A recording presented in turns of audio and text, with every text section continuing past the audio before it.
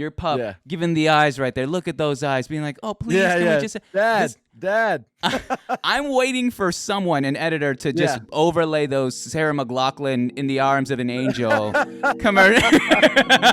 With 5 cents, you could save this dog from streamers like Sorrey that just don't have the time of day, don't have... Just absolutely...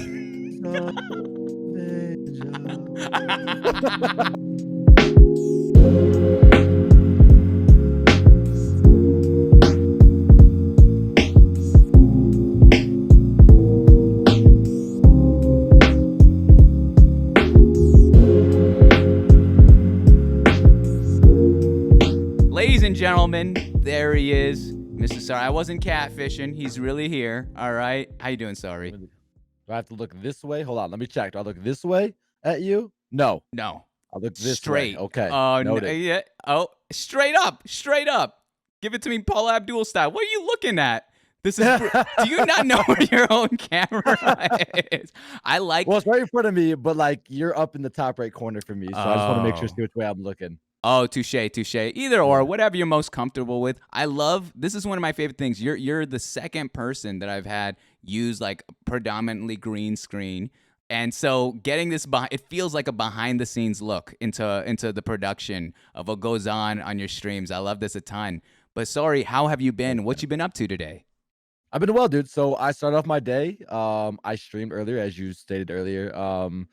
I am a morning streamer, so I go live fairly early. And then normally when I'm ending stream is when my kids are getting home. I spent the day with them. And I had like one of my proud moments today. My daughter's 3 years old. I just got a Switch.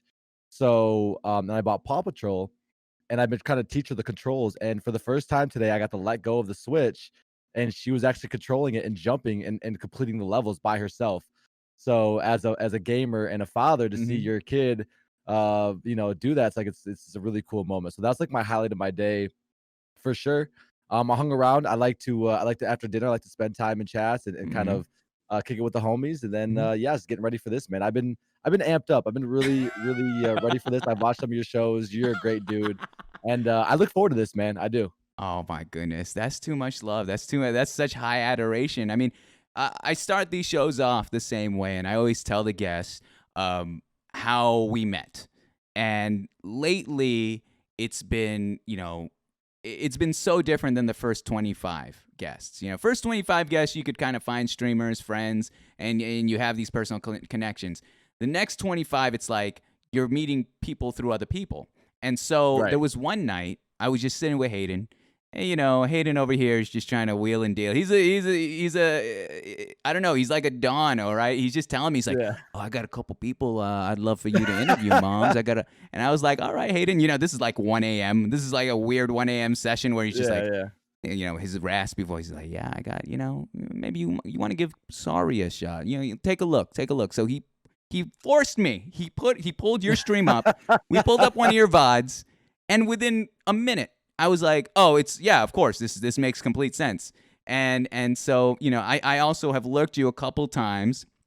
Again, I lurk for the reason that I want to see you in your natural habitat. I want to just see how you are, raw, uncut, how you treat your community, what your flow is, what your aesthetic is. And by far, you have the most production value I've seen in terms of how you use your technology, how you use your green screen. I understand you use Stream Deck to one of its highest capabilities. And it's fascinating, and all that culminating with your personal connection to I'm not even going to just say your community, but to anyone that stops by and is willing to have a conversation and hang out for a little bit. And I find that amazing. It's all the makings. That, man. I really do. And again, you being West Coast, you being there, dude, means everything, because I know that the time that I'm live, it's tougher on West Coasters. So again, man, the fact that you've been there, you've hung out, really, really does mean a lot. And I see you, man. I see you, and I appreciate you, dude. And again, it's funny because, and I told you this a little bit, but in vice versa, Hayden was in my ear, like, dude, you got to be on Mom's. Dude, you got to be on it. You got, so he's in your ear, selling me to you, and then vice versa, telling me you got to do this, dude. He's great. He's fantastic. And this is new for me. By the way, I'm actually going to call a timeout because my headset's going to die. Our first technical difficulties. Do your thing. This is gonna be the most. I'm gonna talk to the crowd here. This is the most casual show you guys are gonna see. All right, I'm not here to make it suit and tie. We're not the Tonight Show or whatever. Anything again. That's the thing with Twitch. Anything can roll. Anything. I'm actually expecting something like this. So we casual out here. All right. You don't know what I'm wearing underneath the desk. There That's you just go. how it is. All right. Perfect. Hey, but Hayden is trying to do that like high school crush thing where he tells one person, hey, so and so got a crush on you. And then he tells the other person so and tries to link them up. But I am very Yeah. thankful because he as well as Luke Diamond, I said this earlier, but we had them on the network yesterday and they dead ass after we went offline, they threatened me. They said, Moms, all right, Moms, we love the show, but you know what would be making better? I was like, what? You got to have Sorry included in the mix with us three. And That means a especially, lot, man. no. And I plan to as soon as, oh my gosh, look at the man. We're talking about him right now. Look at the Christian Mingle extra that shows up. Mr. Hayden with a 95 bulky ray coming on through to show love to Mr. Sorry. Hayden, thank you so much. And we were just talking about you, all right? About how you connected both of us. Look at this. Look at the. It's something about his emote that's just so wonky. That arm. I love it so much. It's nice. But guys, thank you so much for joining us here in another episode of Inside the Streamer Studio. I am your host, Moms Online, with the special guest of honor here today, Mr. Sorry. But sorry again. I 100% plan to have you on the network, but tonight is your night. We're gonna be celebrating your life both on and off of Twitch. So with that being said, I'm going to hit you with that first question, all right? We're going to be talking about your streamer life here. Okay.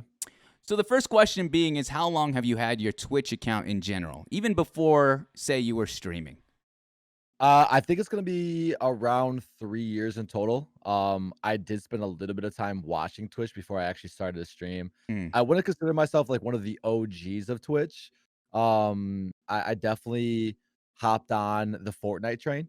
So mm-hmm. that's kind of I think when Twitch got a lot of a huge influx of new streamers was when Fortnite kind of came out, Yeah. and I'm definitely guilty of hopping on that train. So I was a viewer first, but Mm, I think my account has been around almost the same amount of time as I have as a streamer. To be honest with you, I was actually streaming Twitch before I even knew what I was doing.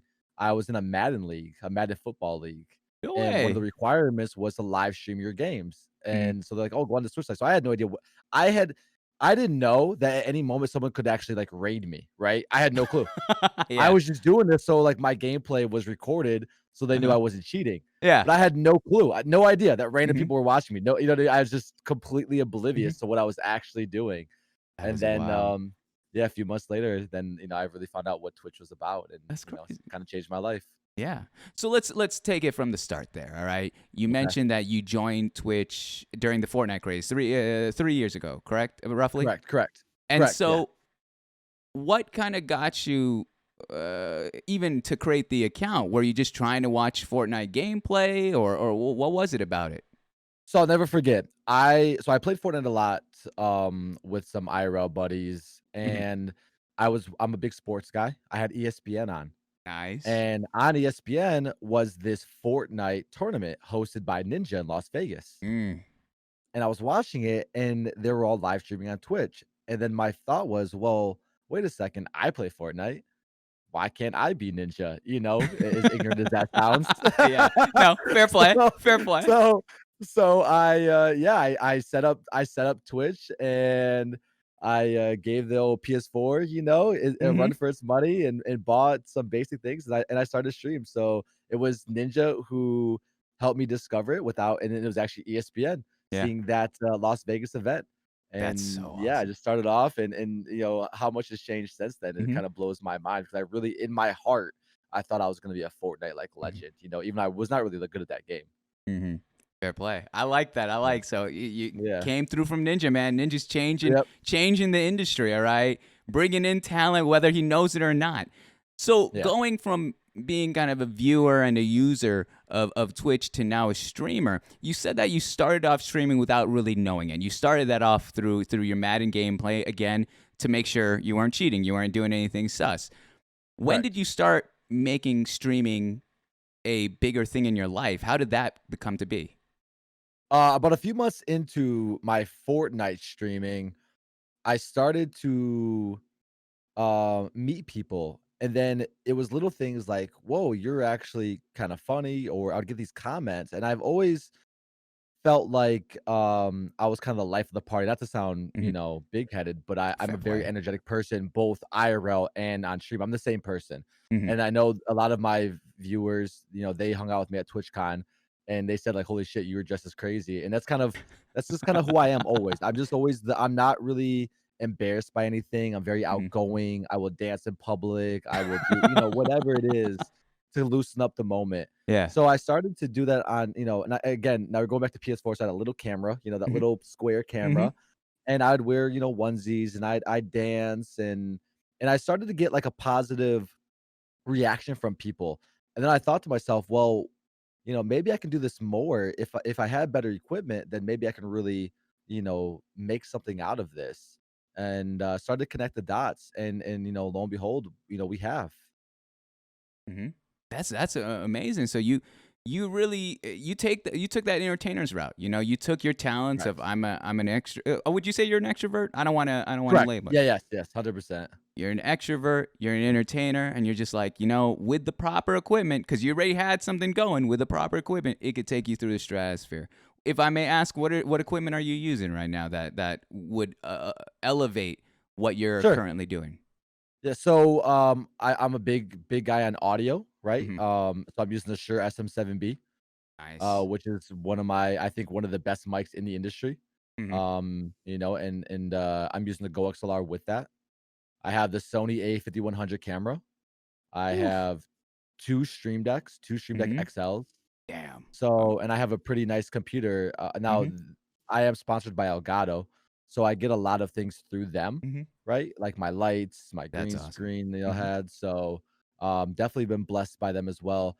Now, that being said, I don't think you need all the top equipment to be entertaining. True. I just had a vision in mind for myself, what Hmm. I wanted to do, and it required to have some nicer things. And then with time, I didn't always have this mic. I've kind of went up. I started with a snowball, and then Of I went course. up, and I built up to get to where I'm at now as my community built. I didn't just go all out. Hmm. Amen. No, 100%. It's the content first. It's the ideas you have first, and then Correct. once that's solidified, and you've not necessarily even mastered your craft, but really have a hold of what you're doing, then the equipment comes second. And I think a lot of people kind of get that in reverse. Right. Let me ask one more question about your equipment. With all the stuff that you use, especially the green screen, where's the furthest? Where's the furthest you've pushed the boundaries of what your equipment can do on stream? It's my Stream Deck. So I do a lot of trippy effects, and Yeah. before the Stream Deck software evolved, my Stream Deck would actually freeze a lot. And there was moments early on in my streaming career where I had to tell people, "Hey guys, sorry, I can't do any of this. My Stream Deck's done for." Like it just would not Oh, work. yeah. It would give me this caution sign and it would just not register. And Yeah. to this day I still check, but yeah, I added so many sources, so many scenes that Mhm. my Stream Deck's like, "Hey, chill out. I know we could do a lot, but we can't do this yet." I haven't had issues in a while, but it's definitely my effects. I used to have problems a lot on Okay. stream with No. that. Nice, nice. Well, Mr. Sorry, here's the thing. We're rolling into this segment of the show where I like to humanize the guests. All right. Okay. I like to get them throw them off a little bit off their pacing. I know I gave you a script. I know I gave you some questions or at least general topics we'll cover, but right now I have your account pulled up, your Twitch account Okay. pulled up. Okay. And I have roughly 5 clips that I would love for Okay. you to explain to me. All right. I think Okay. this was before I even existed in your channel or even we've met. And so I just have a couple that I would love for you to give me a better And understanding. unfortunately, you're not even gonna see, like, the OG ones because of DMCA. I had to I delete so many know. of them. I had some really OG ones from, like, back in my PS4 days that would blow your Mm-hmm. mind. But yeah, let's see what you got. I can only imagine we're gonna probably see a banana or something. We'll Go see. We'll, ahead. we'll catch on it. Wow, he's calling shots right now. He's calling shots. I'll switch over the scene here. Let's enjoy this. This first one here, I think it'll just speak for itself. Let's give it a play, and I'll have you explain what's going on here. All right? Stuff, the private stuff. Um All right, let me go. So this is my snip it really dog, quickly. and my dog Snip, all the snip, time snip, does snip. not leave me alone. He is the most Wait, needy hold on. little animal Ah, in the world. Oh, it's whatever. so He's I don't cute. do that. I he's don't care. yeah, he's a loving dog. All he wants is love, I and think he he wants wants something from me. attention I 24/7. think he wants something And from me. multiple times Hey, on I have stream, nothing he will for come. Now you. he's a 65-pound pit bull mix. He will Mhm. come into my lap and just lay there, and he just wants to sleep in my lap while I'm streaming. He thinks he's a lap dog, so yeah, he just wants attention. My stream knows that. I would probably say once a stream, I have to actually stop my stream and take him outside because he's just wants to play. Yeah, he has his own Oh. emote too. There's the emote There it chat. is. This is Yeah. one of these like look at this scene right here, right where I freeze it. You're looking straight in your work. You're trying to figure out whatever on stream. Your pup Yeah. giving the eyes right there. Look at those eyes, being like, "Oh, please, Yeah, can yeah. we just?" Dad, This, dad. I'm waiting for someone, an editor, to just Yeah. overlay those Sarah McLachlan in the arms of an angel commercial. With 5 cents, you could save this dog from streamers like Sorrey that just don't have the time of day, don't have, just absolute. Well, listen here. All right, sorry. Twitch Sings is over. All right, that's ended January 1st. All right, new year, new Twitch. But I absolutely, I had to bring out the pup. And also, we get a little bit of a look into the green screen effect here. There's so much going on here. You have your chat that's like, it's not just on screen, but it's like 3D plus kind of faded in. You have your name with a background that has either what looks to either be a storm or some sort of like scientific effect. You have Among Us background. You have another thing behind. It looks like a Fall Guys background. There's so much going on here in terms of a green screen, and I love that. It's controlled chaos, and then you have a little bit of yourself too. Holy cow! I like it. I like it. The next clip we have here, speaking of Fall Guys, is it's one of those moments. It's one of those moments that will live in infamy. All right. It is I'm surprised no one has posted this on live stream fails. And I need someone to do that. So Top Keck, I've made that twice now on fails. No, really? On his YouTube, yeah, I made Top Keck twice now. Is this one of the clips? This is not one of them. Oh, this is not. my goodness. You are, what was it? I think it was Luke Diamond yesterday. It was like, this year, Sorrey will just be a live stream fail streamer. He's going to have so many great clips. And guys, this is going to be a testimony of it. I want you to take close attention to what's going on. Let's run the clip, all right? Baby, get out of here, Blue. Nah, nah, nah, nah. Nah, nah, nah. Oh no. Hey, hey, hey. Goodbye. Yes, the confidence on you. Yo, And- Ben, what's up, brother? How you doing, man? And I still didn't know. You still don't know. That's the worst part. Yeah, I had And you're no idea. letting the credits roll. You're even. We're a survivor. We're a survivor. We're moving on, baby. I was like, oh, easy call. moving Easy. on. We made this. Damn. Like, these guys suck. We're in. We're in there. You're even looking at We're the in next there. game. Oh, well, guys, I got this. I got- Yeah. Easy. Tell 'em. Wait, I did get eliminated. Did I get eliminated? Wait, did I get eliminated? I'm not very smart. I'll admit it. All I thought right. we made it. What color was I? I was yellow. We made it. We made How'd I it. get eliminated? No, and look at it. Just Wait, this was is I- what did this I is make the it? equivalent of like every what athlete color? that's Was I like, yellow? what? That's a foul? What? That's a flag? Was I What the? yellow? Are you kidding me? Are you what? Time out. And it's Pause. dead to rights. You got taken out, my man. What? Tell me what In was my going on. defense, I looked at the clock. It said 1 second. We were up 4. Okay. So I was like, oh, it's locked. Now, as the clock went to 0, the other team got a gold ring. You will see their score jump up to 50. All right. And that's what happened. They beat us at the buzzer. It's a buzzer beater. And I'm just an idiot. And It's not like there's a huge eliminated on the screen, right? That I can't see.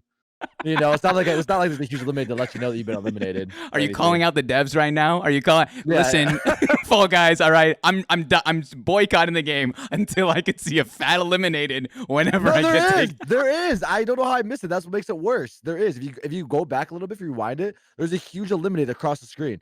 I have no idea how I missed it. There it is. Holy shit. You dead. And look at this face. You're mid singing. And it's eliminated. Done. Finished. Fatality. And you just don't give a damn. You're just like, I'm still playing. Count it. It counts. Oh my goodness. Stop the count. That's what you were yelling over here, all right? This man is out of pocket. No, dude. I love that. I love that. That kind of confidence always goes a long way. I love that so much. This next one here is a very wholesome moment. I know to on my knowledge, you recently just had another kid, which congratulations. Sorry, that's so Thank you, man. exciting. Thank you. I appreciate it. That's little Caleb right there. Little And Caleb. that's my first son. I have two daughters, and he's my first boy. So Oh as my a goodness. father and as a man, I don't know, maybe I'm wrong by saying this, but I just always wanted a son. I mean, I love my daughters to death. They are my baby girls, but I wanted that one boy. Just give me one, and I got him, and I'm pumped, dude. I'm pumped. Oh, that's so exciting. Let's share this wholesome moment. I watch this. Usually I only take like 3 or 4 clips. I had to throw this one in there because it's something you don't see every day on streams, and it's such a great moment. Let's share this together. Wait, remember last time? Yeah, true. We got rudely interrupted by a raid. I don't even know who that was. No, I'm just kidding, by the way, but rudely interrupted. Yo, homie. My little What you trying to man. do, brother? Oh, He's such a chill baby talk to too. him? Like he's so relaxed and just enjoys life. Yeah, he doesn't really Can you doesn't guys really hear me cry right too now? much. Doesn't Mhm. He's just a real chill baby. Real chill. oh, Oh, he's my- talking. That's right. Yeah. I think he was mentioning A little bit. what is it, Amazon Hold on, Prime put it with up, dude. Twitch? Yeah, Something Twitch like- gaming or whatever they call it, Prime Gaming. I don't know. They changed it again. My one question on this clip, all right. When you found out you were having a boy, what was the emotion? What was running through your head? I cried. Yeah, it was instant tears. I cried. I mean, to be fair, I think I cried over all of my kids. So I don't Mhm. know. I'm a big softie deep down for Mhm. certain situations, right? That's one of them. I definitely and then when we get into the real life talk, you'll probably understand a little bit more why I cried, and that'll be for that segment. All right. No, you got that. I love this so much. This is so. Now, these final 2 clips, they kind of coincide with one another. All right. And I have, of course, you called it out. And I need to just address the elephant in the room. All right. I fucking knew it. It had to. I had to. All right? I'd be losing opportunity to bring this up, especially those that are not familiar with Mr. Sorrey's stream. All right, let's take a look at this. We already got banana, which, by the way, the tip oddly already bitten off. All right, so I see your game. All right, my man, I see your game. All right, well, let's take a look. Okay. In what? my defense, that's a huge banana. Okay, like How that's not big are your we talking? normal. That's at least a 7-incher, I think. A I don't know, man. 7-incher. All right, ladies. That's not your normal banana I'm about to put in my mouth. Okay, guys. I want that everyone that's watching this tonight. I want you to know this is a 7-incher. All right, let's take a look.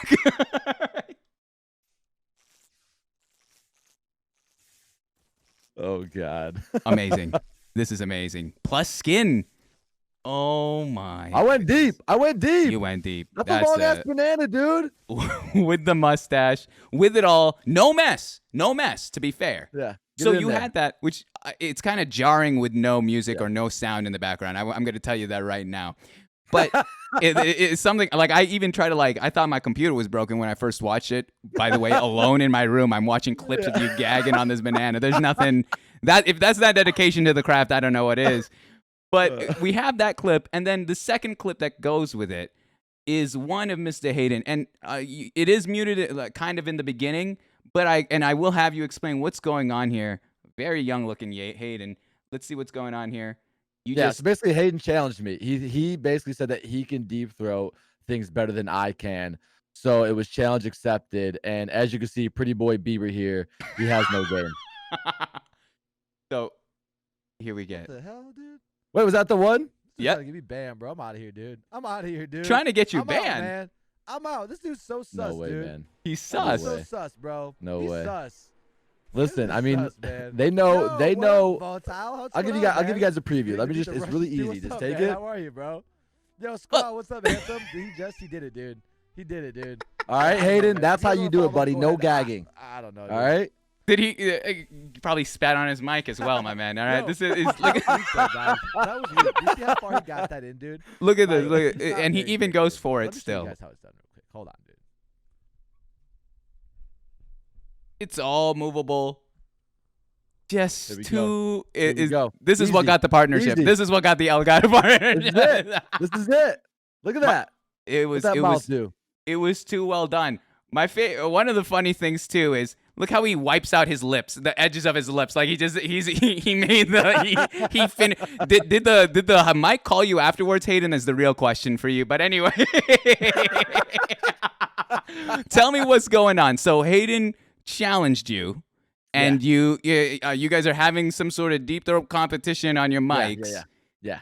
At the end of the day, Mrs. Sorry, who won that one? In your I opinion? won because I mean, if you watch it, he didn't even go all the way, and he gagged. All right, like he gagged, almost threw up. My man, soft. You know, I touched that dangly dang that's swinging the back of my throat.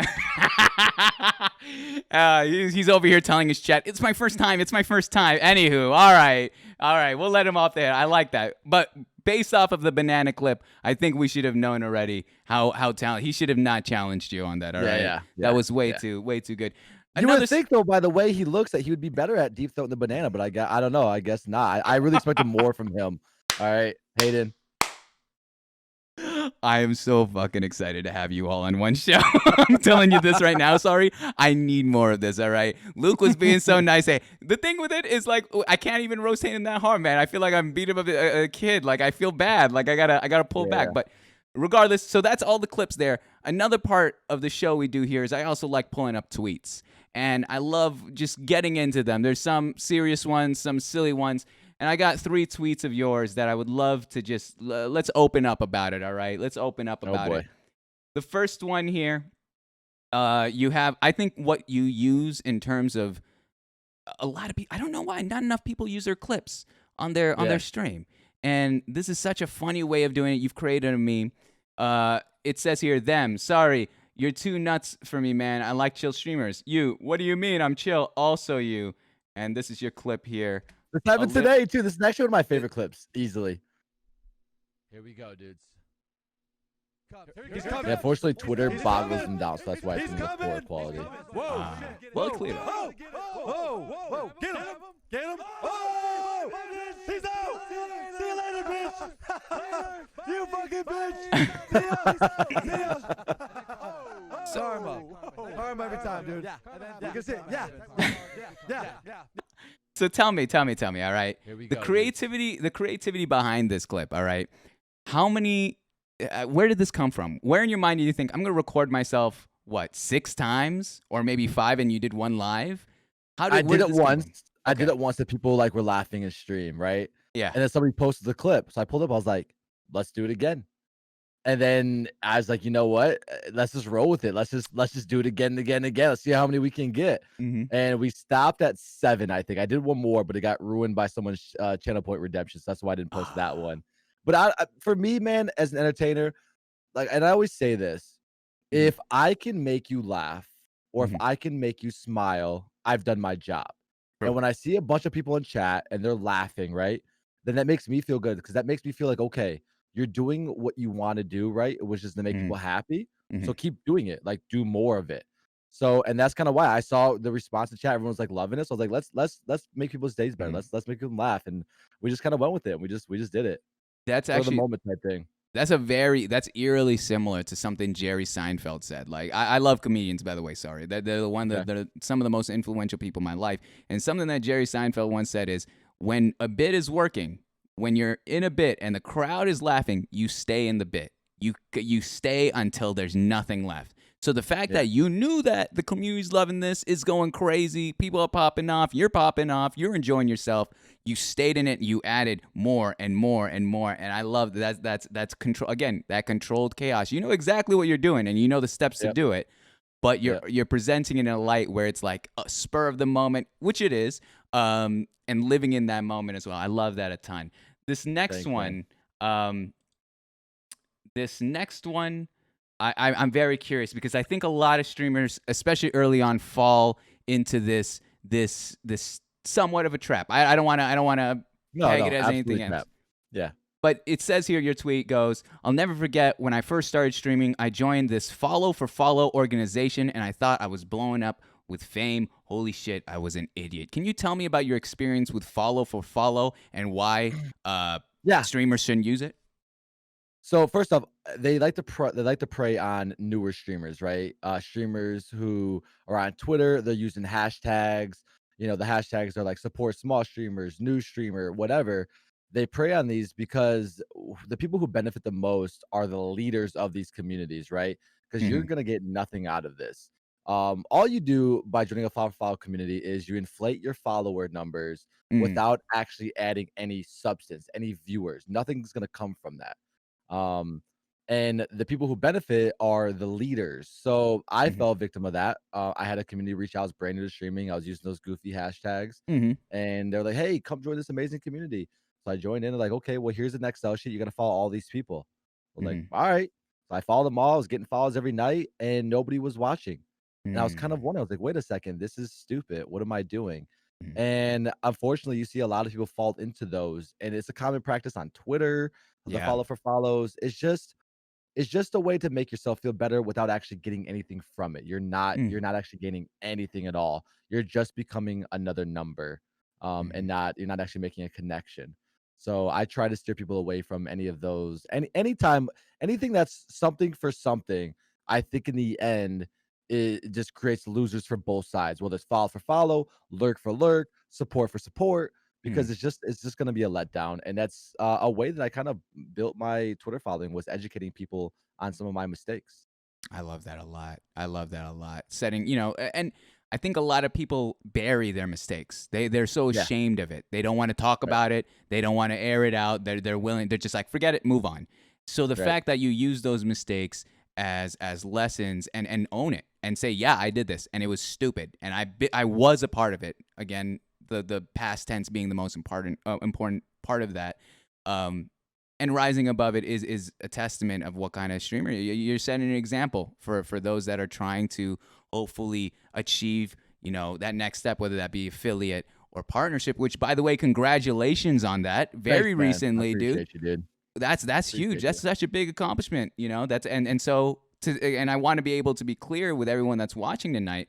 This man went from formerly being a part of this, the follow for follow, to growing and adapting and understanding that, this ain't working, so I'm gonna go this route, and really stuck to it. And you can see that where he is today as a testimony of that.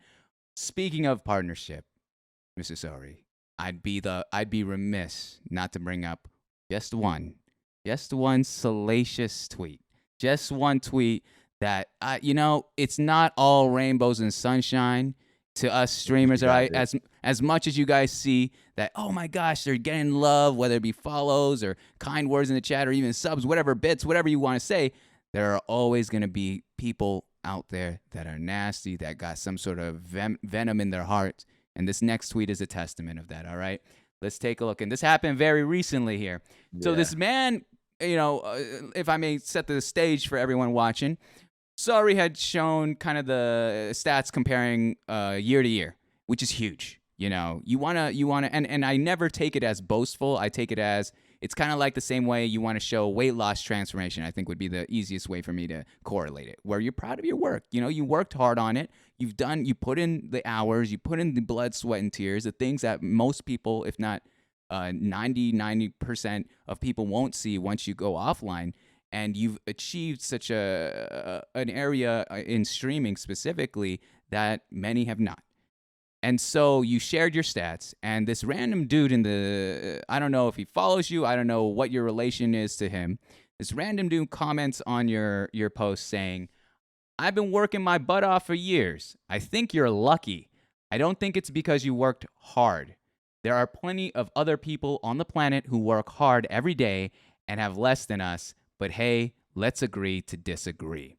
Now, you then rebuttal, which I want to preface, I fully fucking agree with you getting at this. I would have done the exact same thing. yeah. But you go and say, can we please leave this type of energy in 2020? Love that. High road. To go to someone you don't know and write this trash is so pointless to me. Just because you're failing doesn't mean the system is broken. A lot of my successful friends didn't get lucky, and nor did I. We work our asses off. So tell me this, sorry, all right?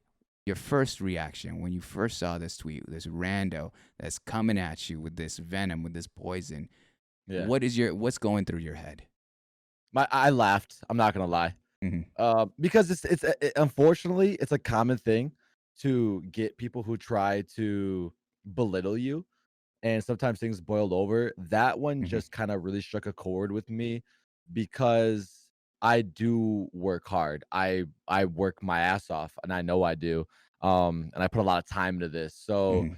for somebody who doesn't know me to discredit me so quickly, it really I laughed first, and then I was like, well, you know what? Let me make sure I set the stage here and really correct him, because he's misguided. I Mhm. think a lot of people who fail, they look at people who are successful and they're quick to say, "Oh, well, he's lucky. He probably just got a raid, or Yep. the stars lined up perfectly for him." They don't realize how much work this is. I said something, and it's been said many times before, but I echo it a lot. Okay, Mm. I am not the most talented person. I'm not, and I know that. Okay, Mhm. I will never be the most talented person in a room, but nobody will outwork me. If I fail, it's because, I failed. It's not because somebody else did more work than I did, and I keep that mindset.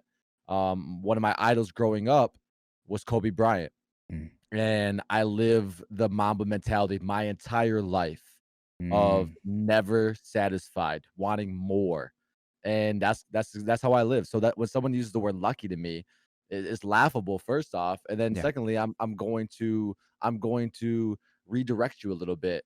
Mhm. A little funny story about him. Yeah. This gentleman, Shoot. after arguing with damn near everybody on Twitter, on New Year's Eve, there was at least 20 of us.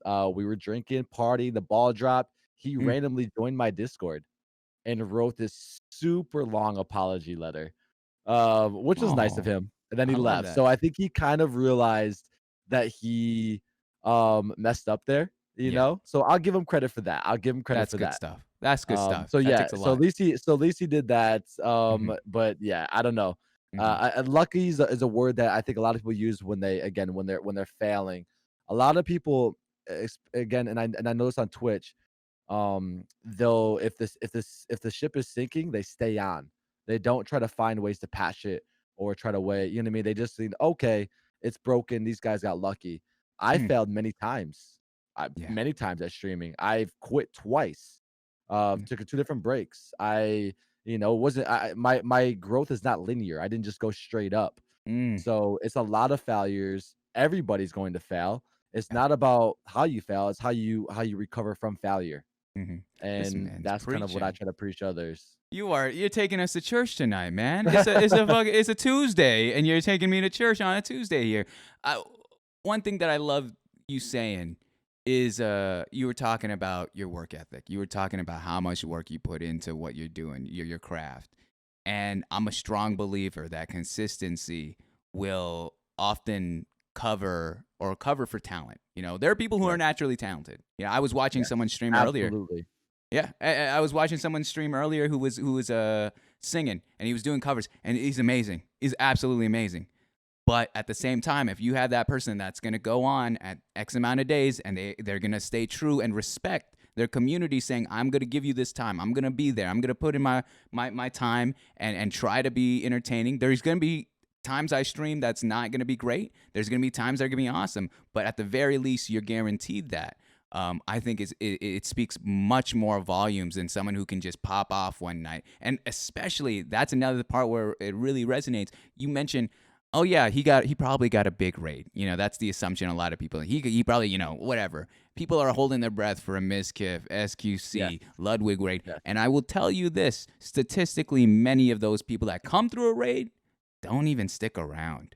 All right, Nope. you really gotta have some good stuff going on, because at the end Mhm. of the day, the content is above all else. All right. And content includes who you are and your personality. It's not just, the effects. We could talk about Sorry's green screen until the sun comes out, but we also got to give the man credit himself for his ability to conversate and create this flow. A lot of people aren't familiar with flow in a stream, and that's something that I think separates the children from the adults when it comes to really making this a bigger thing in their life. Um, so with all that being said, all right, Mr. Sorry, we've covered all the embarrassing moments at Twitch. All right, Yes. we had Yes. to break the ice. So I'm Yeah. gonna ask you some introspective questions about your time, and then from there we'll move on to the next segment of life stories. The first question I have for you is, what have you learned about yourself through streaming? I've learned that I can really be myself and then be accepted by my peers around me. I haven't always been able to be my full self um my entire life. I grew up around people, my IRL friends back home who were mostly athletes. Mm. And it was more of like that jock kind of mentality, and I've always been a nerd. I know that. Hmm. But I can't always, I couldn't always act the way because it's kind of frowned upon. Why you acting like that? Why Hmm. you being that way? So the one thing for me is just it feels good to be accepted for who I am. I can deep throat a mic, and you know what I mean. And I just as a married man who's Hmm. straight, you know what I mean? I could Hmm. just be whatever I wanna be on here, and Hmm. people accept me for that. And I know that on the other side of the screen, the viewers watching are all walks of life. You know, they're old, they're young, they're from this country, this race, it's amazing how that many people from all over the world can accept you for who you are. And that's kind of what I've really appreciated from streaming the most, and what I've learned is I could just be me, and it's okay to be me. When you say you could be you, or who you truly are you saying that like at the very beginning of your streaming career, of your streaming journey, you were keeping that persona of athlete jock, or from day one you were just I like, was. oh, you were? No, no, no. Yeah, I was definitely more laid back. I played Fortnite. I was really serious. I wanted to be competitive. I've always been kind of silly. I mean, that's my personality, Hmm. but I was more reserved. And then as time went on, I've kind of loosened up, and then now I just really feel like I am who I am. And it feels good. It feels good. That's so cool. That's so cool. Yeah. Truly finding a place where you could be yourself authentically, Correct. and Yeah. not having to hide anything. I think that is what really allows for some great creativity to flourish. So that's awesome Yes. that's what you've learned. Um how would you describe your streaming style? Um, Chaotic, high energy, but I guess at the same time control. You kept using chaotic. I liked what you kept saying about the Mhm. chaotic energy. That's kind of what it is. Oh, There's a controlled lot chaos. Yeah, going yeah. on. Control chaos. There's a lot Mhm. going on at one time. I have memes going. There's things flying around. There's gifs. There's sound alerts. But at the same time, I always know what I'm doing. Mhm. I always have a plan for if this raid comes in, I'm gonna use this button. I'm always in my head. I'm always planning for the moment, and I kind Yeah. of preach preparation. I practice these things offline. Yeah. I practice what I'm gonna say. I know what I'm gonna say. I know what I'm gonna do. I go through the motions with my thumbs. Mhm. So yeah, I think it's a controlled chaos with high energy. But I know my high energy kind of hype streamers, what they would call it. But there have been plenty of moments where we've had real talks, just like how you and I are having on Yeah. stream, where I've had a very serious talk and kind of try to motivate people, Mm. or how I look at it as be a dad to my community. So yeah, I guess it really depends, but I'm definitely I would definitely say I'm more of the high energy coffee. I stream Mhm. early, so I'm like your coffee, get you going type of streamer. I like that. Do you plan your stream? I know you mentioned you plan what you say and the anticipation of a raid or whatever. Do you also plan your content prior to your streaming?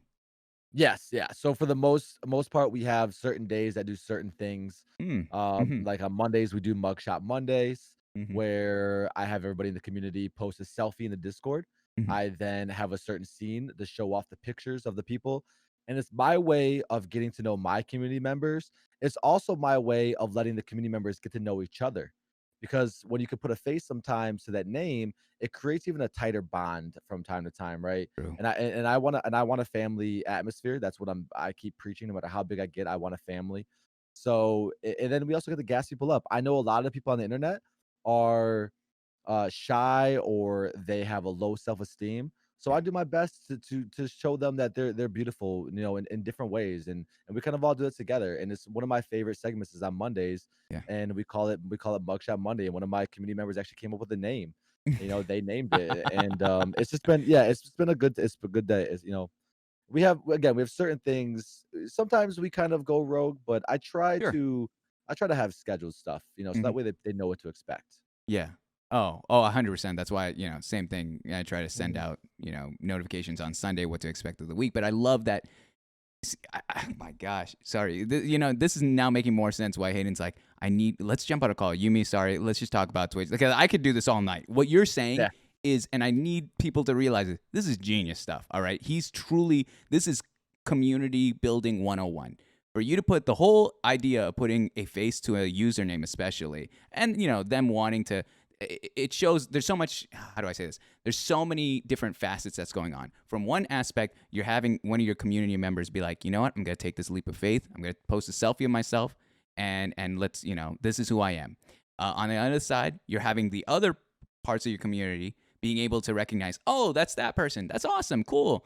And then from your side, it's you being able to finally bridge that gap between someone that's a viewer, which I don't even like that word, viewer, to a family member. And Right. that's high octane community building right there. So I 100% support that, as well as your understanding of what the internet community is. There is that Yeah. social distance and that awkwardness and that shyness. And that's why when you have that ability to go the extra mile, to really empathize and say, you know what, I know that this is, it's tough, and maybe, in IRL, maybe even in TwitchCon, you'll be a little bit more introverted than you are in the chat, where you could type and be whoever you are. But I'm gonna love on you, and I'm gonna show you that like your words. I'm not biting any of my own. You're beautiful. That's so powerful, and that's such a service in its own right. So I really respect that. Sorry, I love that a ton. Thanks, dude. Yeah, it's one of my favorite things ever. Mm-hmm. Oh my goodness. I'm gonna ask you about your community here. All right. If I ask your community, sorry, who you are, without ever popping in or knowing who you were, what do you think they would say to me? I I think they would say I'm a crazy dad. I don't know. I think I'm a dad to so many of them. So many of them call me dad as either a joke. I think they would say that I am very loyal. I protect Mm. them. So I just think that for me, I picture myself as a dad, and I think a lot of them look at me as like a father figure, a safe haven, and I try to maintain that at all times, just keep it safe. So I think that's what they would. I think. I guess I don't know. Mhm. I saw that question. I wasn't. It really made me ponder for a while. What would my community actually, Mhm. say about me to somebody else? That's something that I never really pondered, and I never really asked somebody else. I've had many times somebody come into my community and say, "Hey, so and so recommended me to you, Mhm. and you're wonderful." And I want to know, like, well, what did they say? Did they say, "Hey, this guy's crazy, but you're gonna like him"? Like that's what I picture in my head. Hey, he's nuts, but he's also amazing. Like that's Mhm. what I feel like that's how I would describe myself. That's great. Yeah. Yeah. Yeah. I think that's very, yeah, that's, I threw that question in there at the very Mm, start, like when I've done this months and months ago, because I find that fascinating, where it's like the way in which people perceive you, and trying your best to really empathize and fill their shoes and see you on the other side. I'm surprised no one said thick or booty yet. I'm surprised. Everyone's saying very kind stuff. You use the word loyal. And I find that one fascinating. Why did you use that word? Why did you say loyal? And a lot of people agree. So I'm just trying to get a little bit more understanding of that term. because I try to do different things to protect them, whether it's protecting them, if they're dealing with some IRL stuff, I try to Mm. be their protection. If it's, stream related stuff, I'm very, if you're a part of the family and I know you're a committed part of the family, I'll do what I can as like the head of the table at that moment to Mm. help you succeed. I try to really be there for everybody. And I just want to, I want us as a family to grow. I know that a lot of my community members are streamers, Yeah. and the thought doesn't ever cross my mind like, oh man, they might steal some of my viewers. For Mm. me, Hmm. it's what fun is it being up here if I just always make my friends be down here? I want you guys to be up here with me. I want us all to thrive. I want us all to succeed. I want us all to party. There's so much food at the table, we can all eat. Thank you. Fine. Sorry, and I don't mean to, be too brash. I think I might even be saying something that's a bit out of pocket, but like in the NA, the American community of streamers, there's a reason why I have a lot of Australian streamers on the show, and it's because I notice their community, their country has that mindset of a lot reciprocity is the word that comes to mind, where everyone eats. There's enough food on the table for everyone. We don't got to keep looking at each other's plate and thinking that I need some of that, this and that. in the United States, I find it harder. I haven't found too many streamers here in the US, to be honest, that aren't Yeah. the Mizkivs and yada yadas.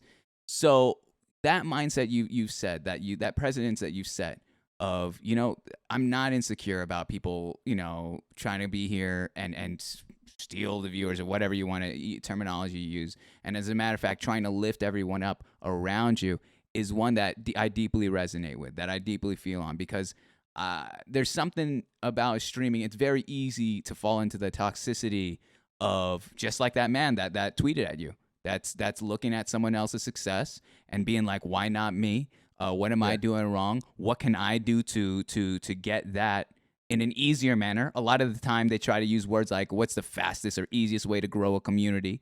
And if you Google that, part of me thinks, the prerogative is not, your love is streaming. Your prerogative is somewhere Yep. elsewhere, possibly in the green. Exactly. But 100%. yeah, but that's something that, like, especially what was it with Hayden, with someone that had talked to me, and he's just like, yeah, I just love being able to well, he was talking about your Minecraft server that you guys created together. And he's like, to meld our worlds together and have parts of his community and my community come together in this Minecraft server and just mesh and hang and then get to know each other is such a cool thing. And I'm all for that. The second you feel small about yourself, that really is telling about how you feel Right. about your content or who you are as a streamer. So that's some alpha stuff, whether you know it or not, Mr. Sorry. That's some alpha attitude. I like it. Thanks, man. Thank you. Let's flip the question on the community one there. I'm going to ask you, how would you describe your community to me if I never walked in? If I was never there and I don't know anyone that's I think they in chat. reflect a lot of my energy. I would say they're high energy. My chat's usually going pretty quickly.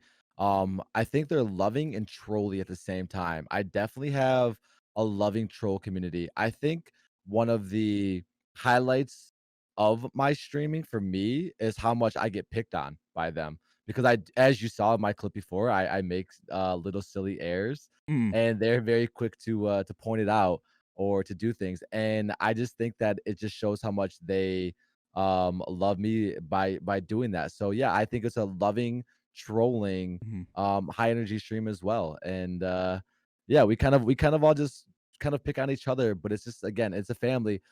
So I think that's how I would describe them. They're very mm. giving too. I have a very giving family. I Yeah. will say that for sure. They have I can't even start. I mean, the PC that I own is because of my community. It was What? the donated, basically. Yeah. Wow.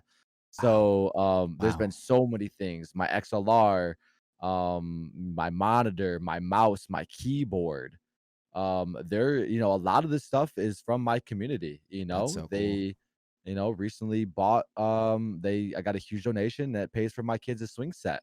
I got a What? $1,400 donation to buy my kids a swing set this summer. So yeah, Oh my. very giving, and it just blows my mind. Yeah, blows my mind. So I think I have a very loving and trolly community. I that's so cool. That's so cool.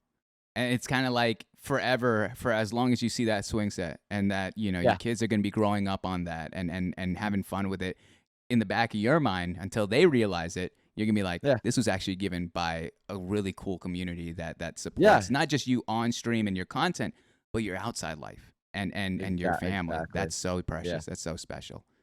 Yep. Um, let me see here. I have here the next segment is life stories, but Hmm. kind of a little thing is, and feel free if you have to ever use the bathroom, go right ahead. Just give me a heads up. But I got to go use the restroom very quickly. So I'm going to leave you with everyone here. I know I said in that note not to pull up the chat. It's hard. The second you read the chat during the life stories or any segment, it'll throw you off. It's Yeah. happened 10 out of 10 times. But Yeah. it's during times like this, as well as the community question segment, where it's totally allowed. So I'm going to go real quick to the restroom. I'll be right back. The floor is yours. Got a minute. All right, buddy. Okay. Yeah, what's up, dudes? Hey, I just want to say, for everybody who has showed up from my community, thank you so much for being here. I know that I normally stream at noon, so it really means a lot. I see so many of you guys in chat right now, and I appreciate you guys. I love you guys.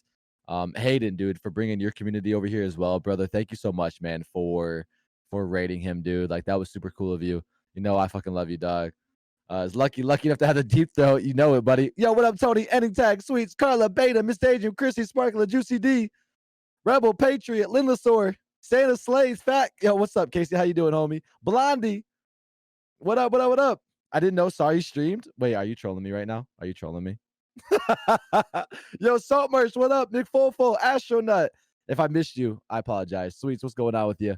I miss night streams. I'm thinking about doing some night streams in the future, guys. Maybe like a random Saturday night here and there. So okay, I was like, wait a second, I couldn't tell. Bowo, do I say your name right? Bowo. I love how quickly you switch from interview to streamer. Makes my heart full. Yeah, I know. I go right over to streamer, right? How do I say your name? Beauty?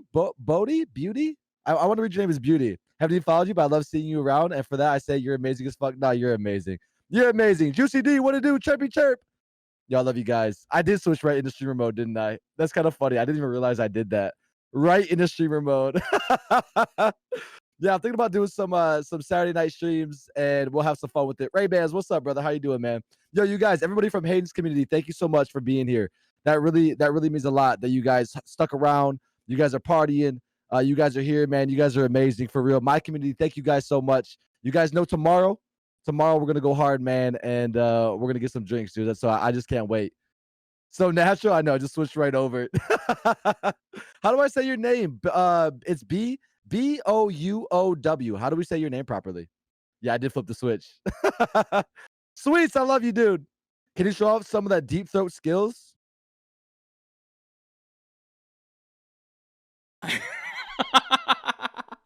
It's the first thing I see you coming back. You can't get enough of it. You can't get. It's just it's some sort of oral fixation, man. It's wild. I leave you for 1 minute, and you are already. What is that? 3 inches deep. It's out of pocket. Sorry, out of pocket. Yeah. It's funny. So Carla mentioned it, and it was so true. Like I definitely have like an interview mode where I'm more of like business, I guess, if that makes sense. Very. And then when you were gone, they're like they said like I instantly snapped into streamer mode out, and I didn't even realize I did that until they said it. And you'll probably watch back the VOD and you'll see what they're talking about. But I didn't realize until she said that. I didn't even get like what she meant until I was like, wait a second, I did go into streamer mode. The second you could, the way how I see it is like, even if the reason I take the first bathroom break is not really to take the bathroom. It's kind of to alleviate. It's a mental game. A lot of this is a mental, like social experiments. Like, for example, I'm just going to now I'm telling people how the sausage is made. But one of the things I found fascinating, guys, especially those that don't stream, is that as a streamer, you're complete control. You have all this stuff. You have OBS, you have your chat, you have, you're probably checking out your own stream, all this stuff. As a guest of this show, you really only have Discord, and they can't even watch me through the Discord. They're watching me through the stream. And so as a streamer, being on another person's stream, it's weird. It's jarring because it's like you're kind of in control. You're kind of not. You definitely feel like you're in someone else's house. And it's just like, all right, well, I'm going to try to, play nice, do my thing there. But especially in the first 15 minutes to an hour, I could feel it's professional. It is, this is the answer to the question and this and that. But now we're reaching the stage of the show where we get into their lives, the streamer's life, all right? And we get into who they are behind the camera, offline, their upbringing.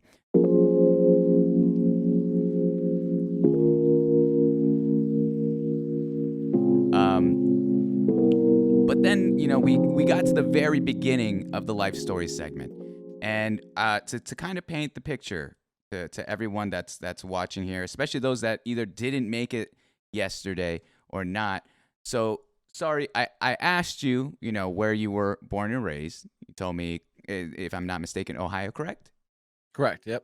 So, born and raised Ohio. And the next question, we were leaning into your siblings, and you told me, I'm not very close with them anymore. There was a history of history of drug use, and you were going a separate way. We went into your kind of relation with your father, and you said, well, that one was also difficult. There was a lot of physical abuse, and at the age of 13, you had to make a call for yourself to say, okay, well, enough is enough. There's no more visitation because of all that said abuse. So then we went towards your mother. And you said that you're in relation with your ma. She kind of was more so looking out for herself. She wanted to do her own thing in life, and Right. and sadly that didn't encompass yourself in that. And then that's kind of where all the internet stuff came to play. And then and we shut it from there. So the first question I wanted to ask you, knowing all of this emotional toll that's going on within your family life, and might I say too, I know we talked about this, and I want to reiterate it. I've said it time and time again on stream here. We grew up to be the people that we needed as children. And so the stuff that's happened in your life, while it is very difficult, some can you say is tragic, all that, you've become a better man. The way you, whenever I've watched, I watch you differently now. Sorry, when I was watching you hold your child, there was something different about that, and I could see where you're like, you're making a point. You're making a point that I'm going to be the man of this household. I'm going to take care of my family a way that I wasn't taken care of, and you're using a tragedy to create a positive situation and a better future, hopefully, for everyone. Correct. So my question is, because it's about you, during that difficult time in your life, especially during your younger years and teenage years, what was your emotional outlet? How were you able to work around or even escape those difficult moments within your household? There was a lot of times where, growing up, I kind of lashed out in different ways. I wasn't always the best young human being. I didn't really have too many outlets. I had sports was kind of like my escape from reality. I had video games, a little bit of video games, but I started getting into into my teenage years. I started to get into more trouble. I started to hang Mm, around the wrong people, gangs. We were doing things. We were breaking into cars, breaking into houses, mhm, just doing things that you're not. When I look back, and I'm not really proud of myself. It feels like a lifetime ago. I feel mhm, like an entirely different person from what I was as a youngster, but when you have nothing and you have no direction, that group of people who might be misfits, who might be causing trouble, they start to feel like a family to you because yeah. at that moment they feel like they accept me. Um, and it was one of my first wake up calls because I did time in jail. I went to jail for an incident. I went to jail. I've gone to jail twice in my life. This was the Mm, first time, and yeah, it was one of my first wake up calls where if I didn't change, if I didn't express myself differently, um, I would either end up in prison or I would end up dead. And it was the reality. It was the reality that I faced, from where I lived to what I wanted to be because I don't think I was a bad person, but I was making bad choices. mm, I knew I was aware of what I was doing and I knew it was bad, but I was still doing it because I wanted to fit in. I wanted to be accepted by these guys. I wanted to be I wanted to feel safe yeah. and I knew that. So that was one of the first moments, was going to jail the first time and really realizing, holy shit, your life is really going to unwind quickly if you keep doing this. If you keep hanging around this group of people. It's interesting you mentioned that these are wake up calls, and really, there's only two decisions when these events happen. It's either you continue on forward with what you're doing, nothing changes, or a dramatic change needs to occur, and you yourself need to make that call. Um, Speaking of which, I gotta say, Brit Balls, thank you so much for the 40-person raid here. Thank you so much for coming through, all of you guys. I know you guys came through a bit. I'm Mom's Online, and welcome to another episode of Inside the Streamer Studio. Our special guest of honor here, Mr. Sorrey. We're just getting into his life story here. So go ahead, take a seat, chill out, Miss Brit. Thank you so much, everyone that's coming here. But my question, sorry for you, to bring it back is, what was it? What was your point in which you were like, all right, this change needs to happen in my life? I understand you said, well, it's either this or I'm done, like I'm dead. Yeah. Life is over. So what was your conscious decision? Because like I've said, many people don't change. Many people don't take that route because they want the comfort of being accepted over anything Right. else. I just felt like there was more to life, that I could have, and I looked around and I saw my friends getting locked up for a long time, and I saw people passing away at a young age, and I just realized, you know what? There's more for me, and that's kind of where I found the Marine Corps, which leads me to my next family. Mhm. was joining the Marines, and my Marine recruiter actually showed up, Mm. and he showed up at court in one of those like old those old movie things where it's like it's either join the Marine Corps or you go to prison. No way. And Wow. yeah, and I was looking at I'm filing for a visa right now in Canada, and I was looking at my old dispositions, and it says it right at the bottom: Marine Corps recruiter present, join the Marine Corps. So Mhm. that was like my final thing, and that was the real step, becoming a man, getting away from not letting my family life really drag me down anymore, or going down the path that I was going down, because when you're a young man, you don't have a father figure, it's already tough enough. Then you Mhm. add in having a mother who also parties Mhm. and is into she's hanging around bike gangs and stuff. It's really easy just to do what you do what they're doing, or to do what you want to do. And as a young person, a lot of us we need direction. Yeah. We need direction. I couldn't imagine not giving direction to my and I have young kids. You know what I mean? So Mhm. I strayed away a little bit, um, but I guess I never really looked at it like you know upset at them for doing that, Mm. because they're still their own person. But I learned great lessons from my parents, that I use today. And there's a song that came out recently, and it's basically "Thank you for teaching me exactly what not to do." Mm. I was never taught what to do. I'm learning that on the fly, but I know exactly what not to do, and that could be an equally important lesson. So for that, I think I'm a better person now, and I try to take what you know, the downfall of my childhood and using it to be a better person today. It just took me a little bit longer to get here. Yeah. I'm gonna ask a very heavy question. All right, sorry. So Mhm. again, like I said yesterday, if any questions are too far, any topics are too far, feel free to bypass it. I have no issue with that. It's never my prerogative to try to oust someone or try to the gotcha questions in any interview or podcast. But you know, I've heard quite a bit in my time of doing this show. The family life can go to extremes. And I'm always curious when it goes to that extreme of yeah, it's not a healthy family life. I really didn't have any parental figures growing up. My siblings, my relationship with my siblings hasn't been great. Was there a point of forgiveness, especially at your age now, where you're like, all right, I understand what happened, and it's not ideal, it's not great, but I cannot keep harping or holding resentment in my heart towards Right. them because what good would that do? For me, I think that I've crossed a line that's really hard to recover from. And I don't know if it's hate, because I don't hate my family. Hmm. I've just kind of moved on. It sounds weird to say. I mean, maybe one day for my father, Yeah. my dad, my kids won't even know that he is alive. They're gonna think that he Wow. passed away. He's 100% dead to me, and that's just what I've made up my mind. It's not hate.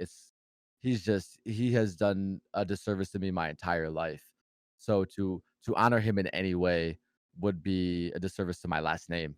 Yeah. And we share the same name, in fact. Mm. So I know, everyone always says, you should forgive, and maybe I'll learn that as I get older. But right now, I've definitely moved on from that. As for my siblings and stuff, I hope the best for them. Um, I'm just so busy trying to lead my own legacy with my own family that I don't Mm. just have the time or the effort to try to pick them up, because I've tried. When you try and you try and you try and you try, eventually you go numb to it, Yeah. because you realize that there's nothing you can do to help somebody. You know, people with drug addictions, they can only help themselves usually. It's really hard for you to get somebody to stop doing drugs. They have to see the light. They have to have that moment where, like, you know what? Okay, I'm ready. Now, if that moment were to come and they were to be like, "Hey, I don't want to be on drugs anymore. I need your help." Then you know what? I probably would open my arms and say, "Okay, what can we do?" I mean, the last message I got from my sister, I haven't spoke to her in a couple of years. It was just, "Hey, times are hard. Can you send me some money?" Man, like, that's just, Yeah. to me, it's like, wow, that's how you view me. It's not, "Hey, can you call me? I haven't talked to you in a couple of years. How's life? How's the kids?" It's, "Hey, can I have money?" And for me, deep down, maybe she does need that money for life, but I'm not gonna enable a drug addict. I'm not. I don't care who you are. No, I'm not gonna give you money to go and spend on drugs, which is more than likely what's going to happen. definitely, definitely. And it's when I look at kind of the trajectory of your story right now, sounds like you found solace, like you said, in a bad way with the gangs, and then you found structure and family well, I don't know, family. I haven't asked that, but I know you said structure for sure with the military, or I'm sorry, the Navy, correct? Marine Corps, Marine Marine Corps. Corps. Sorry about that. Yeah. Um, and you even mentioned yesterday, which is great, where you're like, you have your physical family, your wife, your kids, but you also have your Twitch community, which is family. Let's not Right. mince the words. Let's not say Yeah. community or viewers or whatever, It's family there.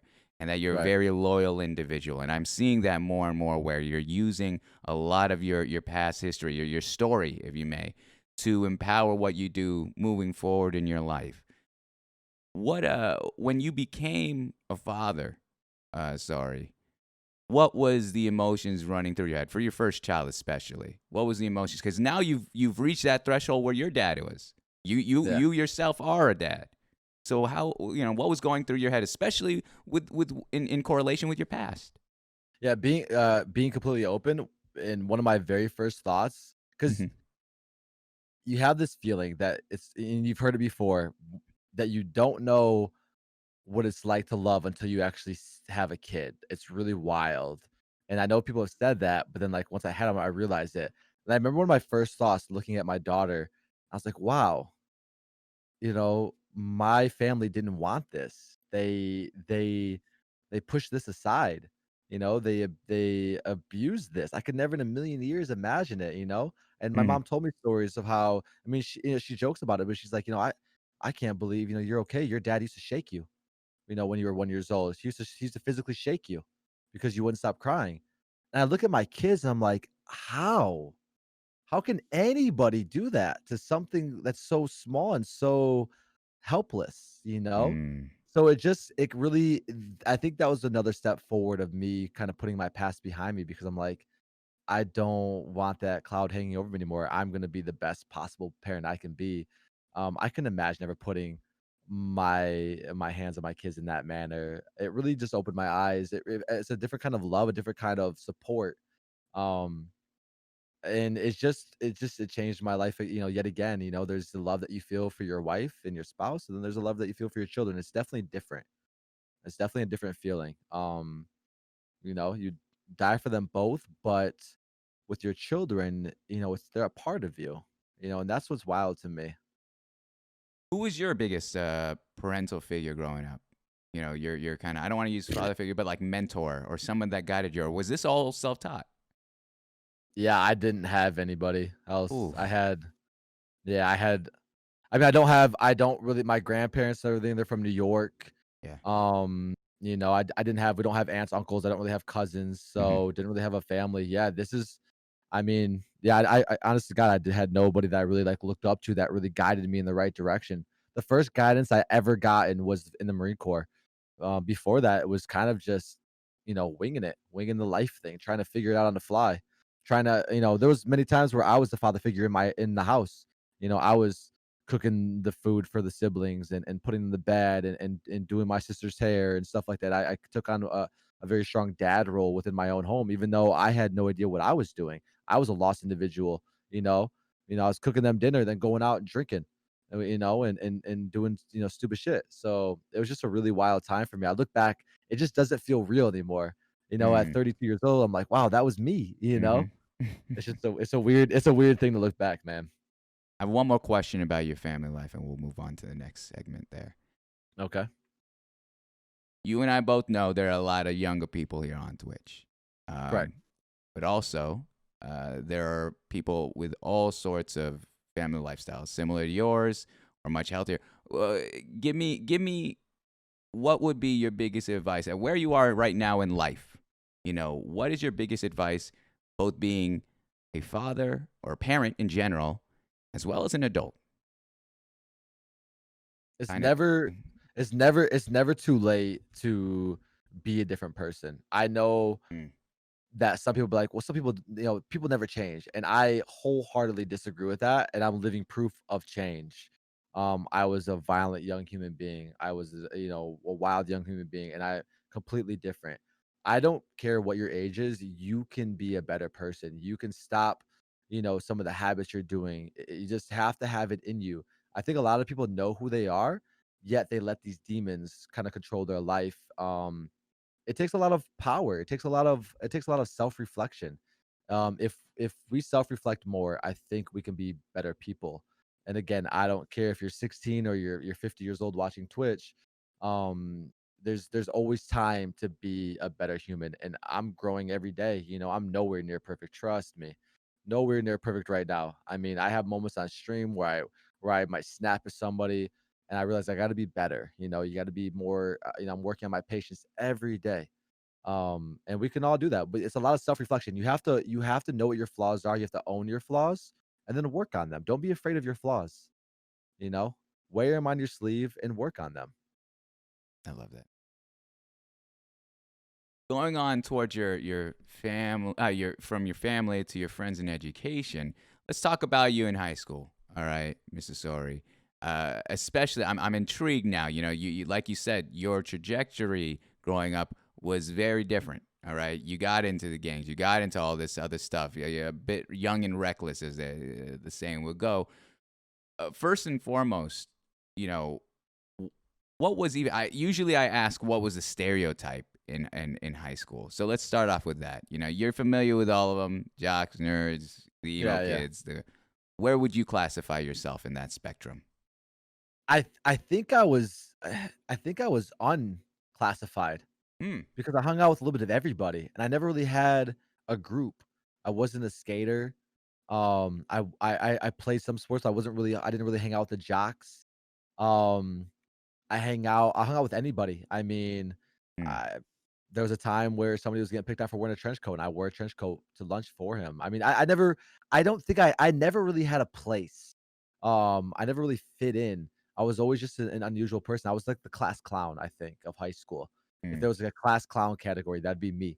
I wanted to make people laugh in class, and I was always getting in trouble, getting suspended for being a little too over the top. I remember a teacher asked me to bring her coat, and I just threw it, hit her right in the face. Oh, you I see. got I got suspended for 3 days. So yeah, I don't think I really had a group. I did things that were just different, Mhm. and yeah, I don't know. I have IRL friends. One of my told you my buddy who's watching yesterday. He Mhm. was the captain of the hockey team. He's one of my best friends. I hung out with people who were getting picked on. So I don't know. I just hung out with whoever. It's an Um, interesting point because it's like usually when someone tells me I was roaming, I really didn't have a friend group, then my mind instantly goes to the question of like, all right, say it's lunchtime, who you sing with? But it sounds like from my perspective of your story, it's like you could really sit with anyone. It's just you yeah, never really had a main crew that you invested the time and the energy and this and that. You were always just like, all right, I can go there, there, there, there. yeah. So and you're a class clown. I can't. Uh, when you say you hit her dead in the face, did you ball it up and throw it at her, or you just tossed that? Because I'm trying to wrap my head around a It 3 day wasn't suspension. it wasn't maliciously, but I definitely threw it with some umph. And when it hit her in the Okay. face, I remember the track coat going over her face, and she was Oh. she was pissed off, and yeah. So it was well deserved because I knew what I was doing. I mean, I Mhm. aimed for her, but she did one of Okay. those like bring it to me, and then she'd like look this way, so it hit her in the side of the face. Hmm. Um, Kids I don't know, laugh. dude. Oh yeah, everyone laughed. Oh, It was you're done hilarious. then. You're done. Yeah, yeah, yeah, You're done for at least yeah, a day or two. But yeah, yeah, damn, yeah, damn. yeah. Tell me this. Tell me. Let's get some of the easy questions out of the way. You play any sports? What's favorite subject? All that Yeah, I didn't jazz. I didn't play any sports in high school. Hmm. I worked out with, like the football team. I ran with the track team in their off season, but I never actually fully committed. I didn't really have the grades Mm, to invest in it. I was always borderline eligibility mm. throughout my whole time.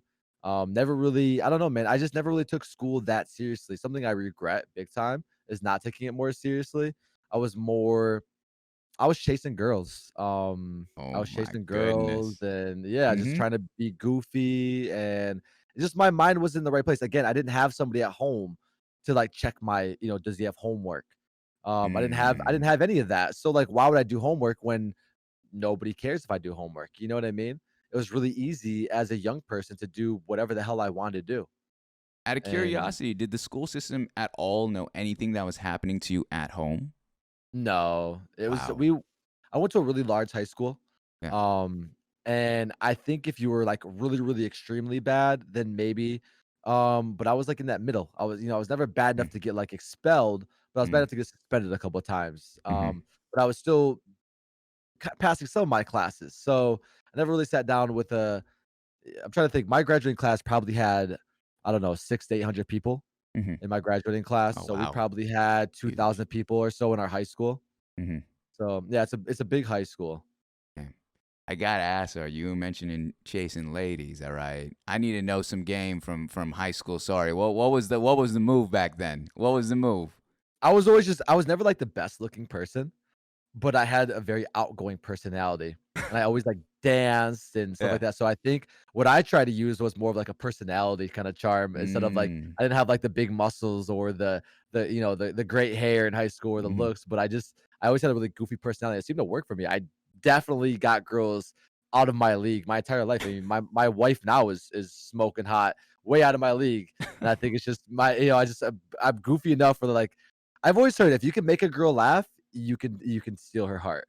And I was like, "Okay, I might not be the hottest guy, but I can make you laugh." Mhm. There it is, guys. All right, take notes. Take Yeah. notes. He's taking you to school right now. Oh Yeah. man, Carla puts 100%. Yo, I gotta Mm. go write some jokes down right now. Anywho, so moving from there. So you're going through the motions of high school. You're going through the motions of high school. You're doing all that jazz.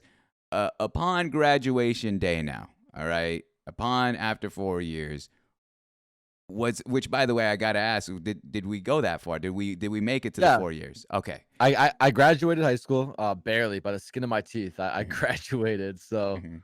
And so the question being is, what was the next step? What was rolling through your mind prior to graduating, like a week before? Were you going to college a 4 year? Were you doing community? Were you taking a break? What was your next game plan from there? I signed up for community college, and then what would happen was I drive to college. Mhm. I drive there, if I couldn't find parking, I would then just sleep in my car. Mm. And I just didn't take any of it seriously, so I dropped out of community college. Tried to do University of Toledo, dropped out, and I was like, "This isn't working." And that's the second time when I went to jail, for doing what I would call hood rat shit, stupid shit. Mm. And Mhm. that's when I found the military, and I was like, "Okay, let me do this. So let me go join something where I have no choice, right? They're gonna wake my ass up. They're gonna make me do what I have to do." And the Marine Corps for me was my turning point in my life. I think without the Marine Corps, I think that I wouldn't be here today. Mhm. Um, and I can say that with confidence. The Marine Corps gave me a family feel that I never had, a more loving family feel. They taught me structure. They taught me how to be a man. They really changed my life and the entire outlook of everything. When I got out of the Marine Corps, I was a completely different person. I felt like a different person. I felt like, okay, now we know, what we're supposed to do, how we're supposed to be, as a citizen. Mm. And, from there, kind of just took steps to being a better human being, but I never got in trouble anymore. I never really did anything stupid after that. Mm. It really turned my life around it, and I'm forever thankful for joining the service. I know a lot of people a lot of people thank me for joining. Yeah. It's a common thing. Hey, thank you for your service. And in my head, I always go to, well, I thank them. you know, I serve them. I think they serve. I think it's the other way around. I think they saved me. I should be Mm. thanking them because without them, I wouldn't be here. Well, tell us about your time in the service there. All right. What was it? What was it about it? Was it just the structure? What made it such a turning point in your life? It was my first time in my life having a male figure Mm. caring about me, you know? Starting from boot camp, you have drill instructors Mhm. who are all males. Growing up without a father, I never had a male figure ever in my life yelling at me. I had no idea what that was like, you Mhm. know? And then you go on, you have sergeants. You always have somebody above you. You're a PFC. You're an E2. So you have these lance corporals who have over you. You have these E4s, corporals, sergeants, staff sergeants, gunnies. You Mm. have all these men. At that point it was mostly men. I joined the Marine Corps. Mm. Um, you have all these father figures all of a sudden. And then you got your brothers. You got the people who are the same rank as you. And one thing that the Marine Corps preaches is hold each other accountable. Okay. If Billy Bob's acting like a dumbass, hold him accountable. Say, hey, dude, get your shit together. Square it away, Marine. Mm. And it was the first time where I felt like I had a family and I had men, you know. And again, no, I'm not trying to take this away from the ladies, but I had a Yeah. man, a real father figure put me in my place. Mm. And it really changed my brain. It changed my whole process of it. I'm curious. All right. I'm curious. Your day one. All right. Because I think that is such a jarring moment. You go from this life of just doing what you really want and whether, and living your life on your own accord. And clearly there was a little bit of decisions that were not the wisest and which landed you in this situation. So when it was day one of you, having to start it up, all right, well, here I am. I gotta run it. Let's do this. What Yeah. happened? What was your day one? Well, first off, it's chaos. You get Yeah. up, you go on this bus, right? And it's still all, shits and giggles. And then when you get off this bus, you got to put your feet on these two yellow footsteps. And Mhm. that's the moment where it kind of hits you like, oh shit, there's no going back now. The first couple of days is like a lot of paperwork and it's like not really that serious. You don't really meet your drill instructors on day Uh-huh. one. So you're still not really understanding what's going on, right? You don't really Right. know what's happening, but you know that things have changed. And then you meet your drill instructors, and I'll never forget that day Yeah. because they come in like a bunch of bulls. Oh, You're lined up on both sides in the barracks, and you're at position of attention. You're just waiting. They mm, come in and they're yelling and they're flipping shit. And I'll never forget it. I'll never forget it. There was a little bit of a chunkier kid across from me. One of my first thoughts was, "How the heck are you here?" I was kind of being judgmental. mm. And the drill instructors also immediately picked up on it as well. And they were kind of messing with him a little bit. And I'm standing across from him, and they put a sea bag over his head. It's a big green bag. And they're kind of like, "Are you sure you want to be here?" They're in his face. Mm. And to me, it was funny. So I started to laugh, which was the Screwed. the biggest mistake I ever made, dude. I Yeah. started to laugh because this shit was funny. I'm standing there and I'm watching this kid, his head get ping ponged back and forth, dude. And I'm like, and then next thing you know, I just feel something strike my head. And Yeah. this dude, this other instructor came out of nowhere and just smacked the shit out of me, dude. He hit me so hard. He's like, "You think it's funny?" He's like, "Oh, we're gonna have a fun 13 weeks, funny man." And I was like, "Fuck, Oh dude. shit. Yeah. Fuck, dude. Fuck." And we did have a fun 13 weeks. Yeah. They knew my name. One of the first things that I was told was fly under the radar. Don't let them know who you are because once they know who you are, they're gonna fuck with you. And I was like, okay, I'm gonna fly under the radar. Mm. Within hours, they knew exactly who I was. So that went out the window. There was no more Mm. flying under the radar. Um, but one of my proud moments was I became a squad leader pretty quickly on. Wow. The first time in my life, I was in a position of leadership where we had 4 squads, around 13 people, and I was in charge of those 13 people. There Mhm. were downsides of this. Downsides of I ate last. So in boot camp, for example, you're in what's called a chow line. You have 20 minutes to eat. When the first person gets their food, the timer starts. It doesn't Wow. matter. So by the time I sat down, I only had a few minutes to eat because I was a squad leader. The leaders always eat last, right? That Mm. was a downside. Another downside, if anybody in my squad fucked up, they were doing push-ups. So it was just they would always say, "Hey, go get your squad leader." So then I'm Mm. doing push-ups with them. You know what I mean? But it brings your family together. It was my first time in a leadership position. It was the first time where I felt proud too. One of the plus sides of it was when my mom, she did come to my boot camp graduation. Mm. I was at the front. Well, we did like this ceremonial march. I was at the front of it, and that was a really proud moment of me. That was a moment of me like, "Look, mom, I fucking did something, right?" Mhm. And that was one of my first moments of my life where I'm like, "Okay, I can be somebody. I don't know what yet, but I can be somebody." Um, and then you go on, you do different training, you go to infantry school. You go to your base, met some amazing people. Yeah. Um, and I don't really get too much into my military stuff because it brings up some wild things in my Yeah. head. Um, I got injured. That's why I'm a disabled veteran. Um, I had a traumatic brain injury, and that was a big turning point in my life. That's kind of why I can stream full time Mhm. because I kind of have an income to fall back onto. Because I'm technically disabled.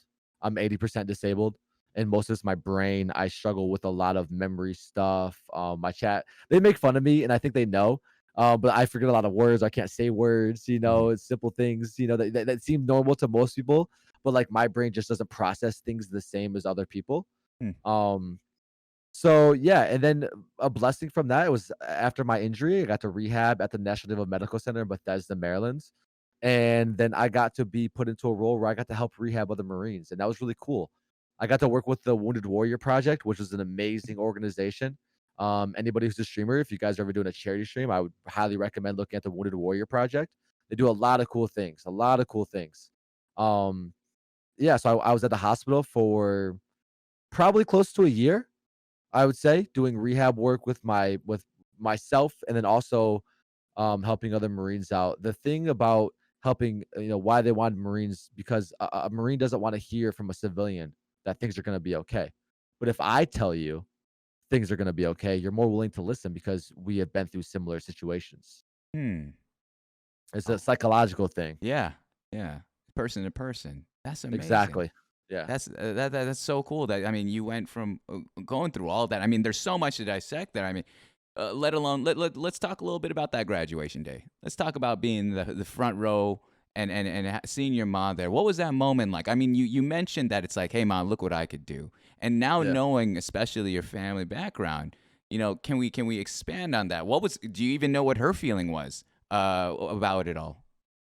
I think she was proud, because she got the sticker. She put them all over her car. She bragged to everybody, "My son's a Marine." So she had a proud moment. It felt good for the first time. I was like, "Holy shit! I've made my family proud. I'm doing something right." So it was a really cool moment. In fact, my father came to my graduation ceremony, and I hadn't seen him since I was 13 years old. This was the first time my father and I had connected, or reconnected, and he was sober. He showed up with my grandmother, who was very religious, the sweetest person ever. So this moment in my life, I was like, oh, things are starting to kind of piece together for the first time. Um, Obviously things don't work out well in the Yeah. end, as you know already. But for the first time, I felt really good. Everything kind of fell into place for just for that moment. That's so good. Holy shit. That's my favorite. I understand, Mhm. we do know the ending of that story, or at least Yeah, that bit of that story. But I love what you said right there. Even for just a moment, you were in heaven. That was pure elation. That's exactly what it should be. You got your parents front yeah, and center. You got your grandma and they're supporting you, and a huge achievement. A huge yeah. achievement for you to go through that. And then, moving on forward, especially during your time with the Wounded Warrior. Is it Wounded Warrior Project, correct? Wounded Warrior Project, correct? Correct. WWP. So when you were, can you, without, again, I don't want to go too deep on it if it brings up anything, but that one-on-one time with fellow Marines, can you tell me how it was being the leader and being the one that, all right, you were once on the other side where you yourself needed the help. Now you got to Yeah. be the person giving that help. Yeah, it was, to me, it was very important. I took it very seriously. It was a really cool thing too. So there's a hospital, which is a National Medical Center, and then across the street from that, is the barracks where we stayed. And then once you're done in your hospital stay, you move across to the barracks, and it's kind of like an outpatient kind of place, you Mm, know, where there's still medical staff on board, but it's also your own room at the same time. But I took it very, very seriously. I enjoyed it. So basically, they would go. So if you get injured overseas, usually go to Germany first. mm, They take care of you, so that way you're good enough to fly back to the States. So by the time you arrive back in the States, you're already started kind of the process of getting better. Um, so when I would go in there, the reality of what had happened to most of these Marines have already set in, right? Like the shock is already kind of gone. To me, it's more like it gets better. I would tell them like, it's in every situation was different. For me, it was always tough. There's a lot of amputees. That's a little bit tricky. I have all my limbs. Hmm. But I just tell them like, look, man, there's a purpose that, for me, my go-to is always like, we're alive. A lot of our brothers and sisters are not. There's a reason why you're alive. We can do bigger things, and I would try to really motivate them and get them in a good headspace. And it was a very cool thing. And I thought it was really interesting that the Marine Corps would assign other Marines to do that. We have no background. I have no background in psychology Wow. or Yeah. medical field, but they want that because they thought it was really important to have a Marine do that instead of having a civilian or even a Navy person saying that to them who maybe has never deployed before. I had never even considered that. I had never considered that. Oh, the qualifications in terms of education or whatever, but your Mhm. experience alone qualifies you, more than qualifies Yeah, you. It's yeah, again, it's one of those person to persons. You've been there before. You understand what I'm gonna try to go through. And yeah, and I think many people don't also realize that a big part of medical health is also that mental game. If you are not yeah, in the right mental space, if you are hopeless and you're depressed, and it causes much more than just a bad headspace. Everything else in your body feels that. So for you to be one of the first responders in terms of, all right, this is what's going to happen. This is where, let me empathize with you. I think that's the magic word right there. Because like you said, it's yeah, ranging degrees. There are things that you right, haven't experienced and vice versa, but your ability to empathize with that person and say, all right, well, let's find a commonality. Let's connect the yeah. dots here. And I'm gonna try my best to walk you through what's going on is amazing. I'm starting to, the more I listen, the more I hear your story, I'm starting to just see things where I'm like, oh, I see how he applies this on stream. I see where this is coming on stream. I'm seeing how, like, you as a person, I can see you on camera, like, oh shit, all right, this is making a lot more sense. This is how it works here. That's fantastic. That's wild. Let me move on here towards your work history. All right, let's talk about jobs in total. Before we get into any of them, in total, how many have you had to this very date? As a young person, man, I had too many to count. Mhm. I How about worked everywhere from Wendy's to Big Boys to car washes to Toys R Us. I just never. This is before the military. I never really had the structure, so I would work a couple jobs, be late a couple times, quit, go apply for a new job. Um, and it was just kind of I just whatever paid me for a couple weeks, and then or a month or so, and then on to the next one. mm. Well, of all those positions, do you even know which one kind of meant the most to you, or did they all kind of blend in together and it was more of a survival Yeah, thing? for me, I think it was definitely more of just a survival. Mhm. I never really took any of them too seriously.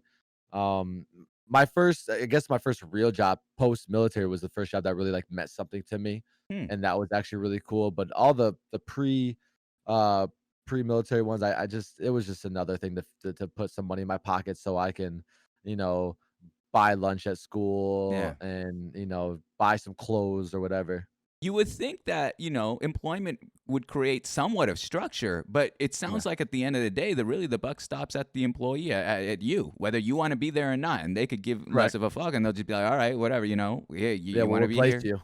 Exactly, Yeah. exactly. What was your first job outside of the military? I worked at FedEx. Okay. But I worked for FedEx office, which is a little bit different. A Mm. lot of some of the older people might remember Kinko's. Mhm. Oh, wow. So Yeah. so FedEx bought Kinko's and turned it into FedEx office. Oh, wow. And yeah, so it's called FedEx office now. So you can still do all your Kinko stuff there, but it's also shipping stuff. And I actually landed a manager role. Mm. And it was just it gave me, coming from a leadership position in the military to become a leader in FedEx. I was like, okay, this is kind of cool. But I still, even with that job, I never really felt fulfilled. I never really felt like I was going through the motions, going to work, going home, rinse and repeat. I just didn't. I felt like there was more. There was more to life than what I was doing.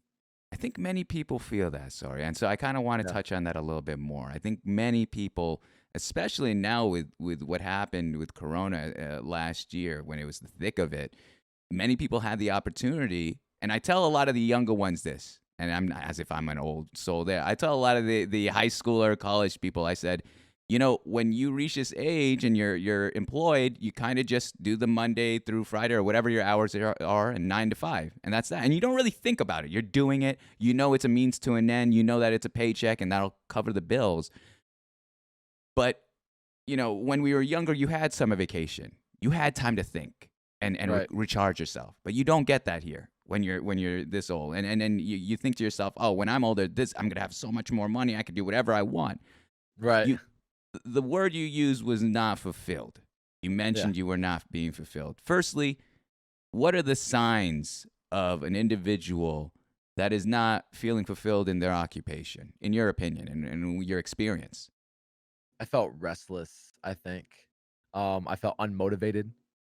I was just, I don't know, I just felt like I was going through the motions. So I think that when you just feel like, what's my purpose, then Yeah. you start to question it. They always say, the grand saying is, if you love what you do, it's not work. Mm, you know mm. and I just didn't love what I dreaded going. I looked forward to, I was clock watching. I was, Yeah. and that's when I kind of know, it's like, this is not, do I want to, this is what I want to do for the rest of my life, and I had no idea. I had no idea. Mhm, And and from FedEx just kind of bridged into Twitch, and mhm. that's where my life changed yet again. Directly. You just went Yep. from FedEx to Swish. So then Yep. let's cover then your final days in FedEx. All right. First off, how long did you last there? I worked for almost 5 years. 5 years. Okay, so Yeah. quite a bit of time. Did any of your fellow coworkers or higher ups know that you were unsatisfied and you were on your way out? Yeah, yeah, they knew. I was very open about it. Hmm. They definitely knew. I Hmm. talked about it, and they kind of understood. Hmm. Some of the, I don't think a job, like, I think that's a job and not a career. So I don't think anybody's really meant to be there forever. So I think Hmm. they are sharing kind of similar feelings. Um, so yeah, they're definitely aware of it. And then I started streaming as I near the end of my FedEx time, so they knew that I was kind of trying this other new thing out. Yeah. Um, and worked out. So then when you handed in your resignation, you know, or even let's go moments before that, you're really going all in on Twitch when you do that. You're really going in Correct. on all in on streaming, um, and it sounds like there was not much surprise to those around you, especially those that worked with you. When you handed in that resignation, you said, "I'm going all in." Was it a sigh of relief? Was it a confidence in knowing this is exactly where I need to go and exactly what I did? Or was it a leap of faith of like, I have no fucking idea what's going to happen, but I'm throwing caution to the wind and taking this next chapter in my life? It was definitely more of a leap of faith. In hindsight, it was probably one of the dumbest things I've ever done, Hmm. because I struggled mightily in 2019 financially. Because I have my military money, and that's all I had. So, once you take, I at that time I was making around $1,800 a month. So Hmm. you take $1,800 a month for disability, and you minus $800 for rent. Then you minus a couple $100 for electricity and gas, and then you minus for food. It leaves you with nothing. There was times, I remember times where my cell phone was shut off while I was a Twitch streamer. There was times where I was getting, behind on my gas bills, and I had to ask who I'm not married to, my girlfriend, "Hey," it's a really tough thing to ask somebody who you're trying to impress and trying to, like, want to be with forever. It's, "Can you Yeah. send me some money?" Because you feel like a shithead. You feel like you feel like a bad person when you have to ask somebody for money. And it was a really tough time in my life, for sure. So in hindsight, I think I absolutely, and that's why I always caution people when they say, "Hey, sorry, I'm thinking about quitting my job to be a full-time streamer." Now listen, and I really tell them, this is the real stuff right here. You need to take into account this and this and this. It's not all rainbows and butterflies, what people think. Hmm. You can't just go and look at someone's leaderboard and think, "Wow, this guy's got it made. He's rich." You have no idea what's going on in their life. And so, yeah, it was a big risk I took, and a risk that probably was not very smart at that time, because I didn't really have a community built up. Yeah. So then tell me that. Tell me, y- you went all in on Twitch. What was your turning point? What was your turning point into you like you said 2019, correct? You said 2019 you were struggling Yeah. financially.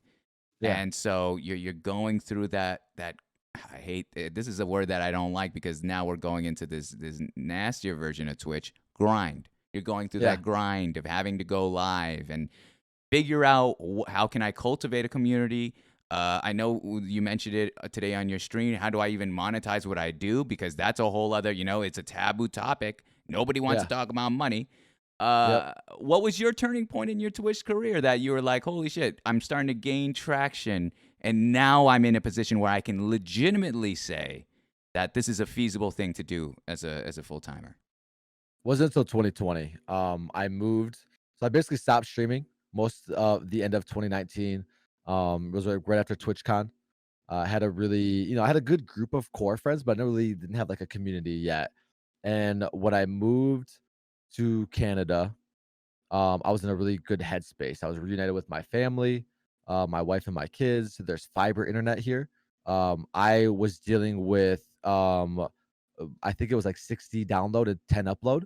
So most days, when I would try to stream from Ohio, my streams would lag, the frames would drop, it looks like crap. It would be demoralizing, similar to kind of what you felt yesterday when Oh your yeah. stream dropped.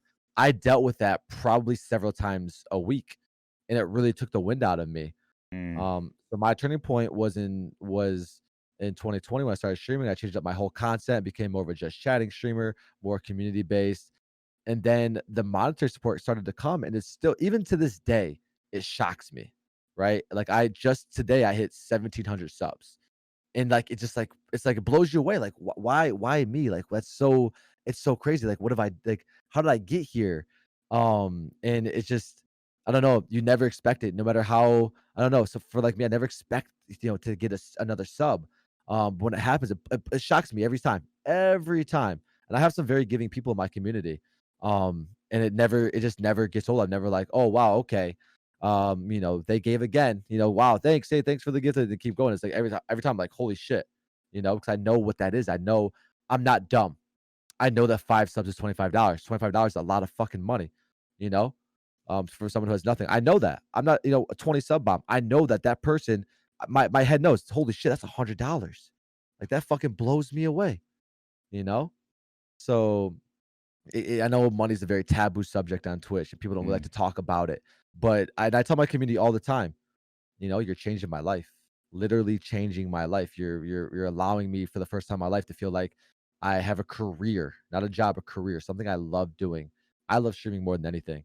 I told my wife just recently that I would be streaming, even if I was a millionaire, even if I hit the lottery, I would still be streaming because I love doing this. This is what I love doing. Full disclosure, kind of to put the pieces together, because you mentioned our conversation and you said you were only speaking for yourself during the time. When we did go offline, I did keep him up. I kept the old man up for another hour, just because it was just so good conversation, and part of me is like, oh my gosh, this is I can make a whole other show on just this shit because it's amazing. It's such good stuff and such honesty and that is it's true. It's true. Like there is a part of me that again, like you said on your stream, I work on impressions. Like I it's tough for me. I have a fear of being vocal about that. I never mention it up, and you're like, you need to, let's cut the act. Let's cut the act. What's your prerogative? And I wrote that down on one of the damn ass sticky notes that I got I lying told around my thing.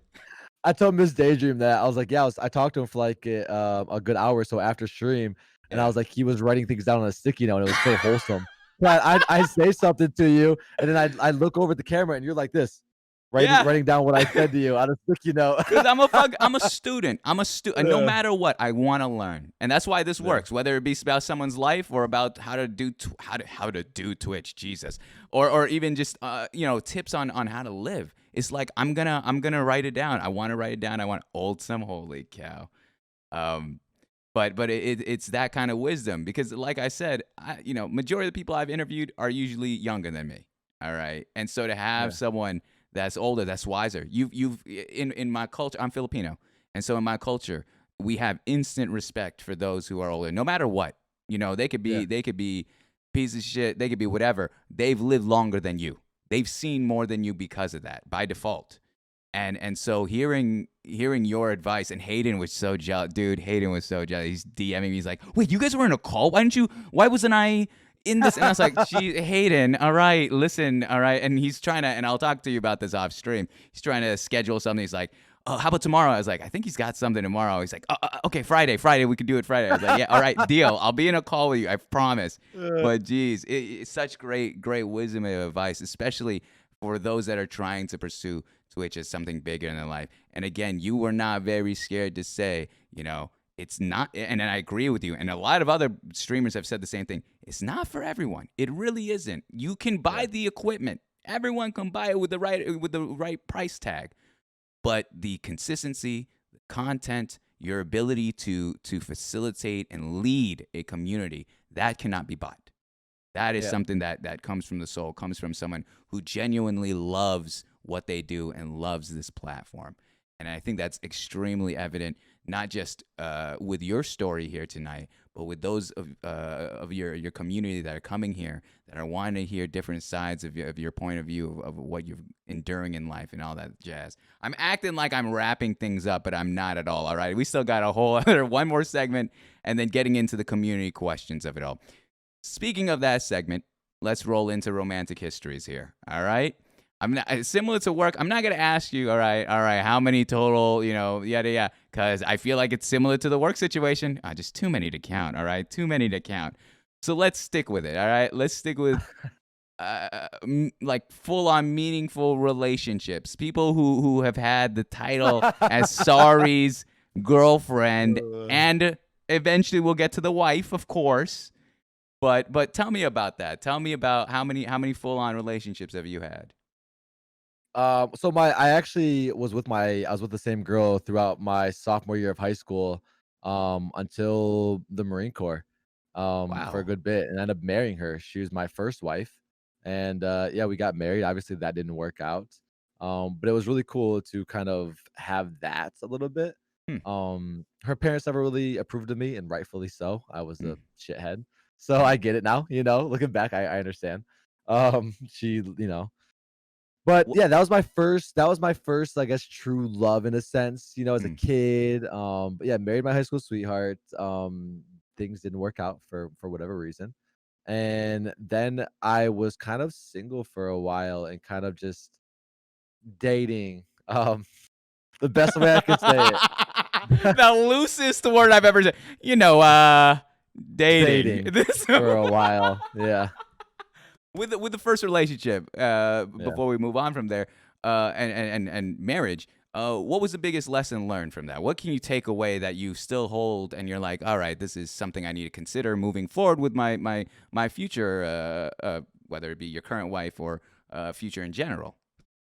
Trust, I guess, for me. It was always about I just always had trust issues, and I don't know if that's something that was engraved in me as a young person, but it was just I had to learn how to trust more and not think that everybody was out to get me, or I was going to be abandoned. You know what I mean? Mm. That's something that I struggled with as a youngster.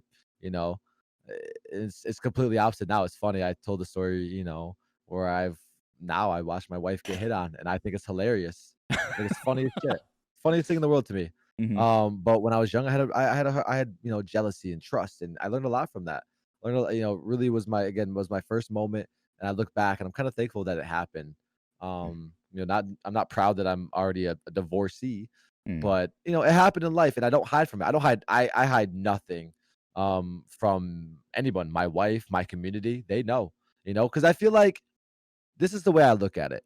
If I'm being fake all the time, right, and I get Mm. bigger, and then these things come out, then maybe I'm gonna be judged, right? Because people are really quick to cancel you, they're really quick to judge you. If I'm the one to say everything, right, which I have no problem with that, because 'cause I'm a very transparent person, I believe in being transparent, Yeah. because I ask the same of people to be transparent with me, then if someone ever tries to cancel me, it's like, "Hey, we already know Sorry's been to jail. We know Yeah. Sorry's divorced. We know that. He's told us." Hmm. So I wear my downfalls on my sleeve as well, and I'm Hmm. very open about that. Yeah. Again, not proud, but life happens. Oh man. This, and I'll cover that at the very end. But you gave another piece of advice. I told Hayden this too. You gave another piece of advice that I was just like, holy cow, blew me out of the water. And I was like, I never even considered it. And this is one of the things that you're talking about. Wearing your flaws on your shoulder, owning up to it. Again, not being proud of it or not, sensationalizing it, but being like, yeah, this happened to me. This is a part of my story, but see where we are now. And see that road to redemption, and seeing that road of like recovery and just mental and pure health overall. So you said you had that stint of being single, dating around, whatever that looks like for you, Sorrey, all right? Whatever that looks like. Yeah.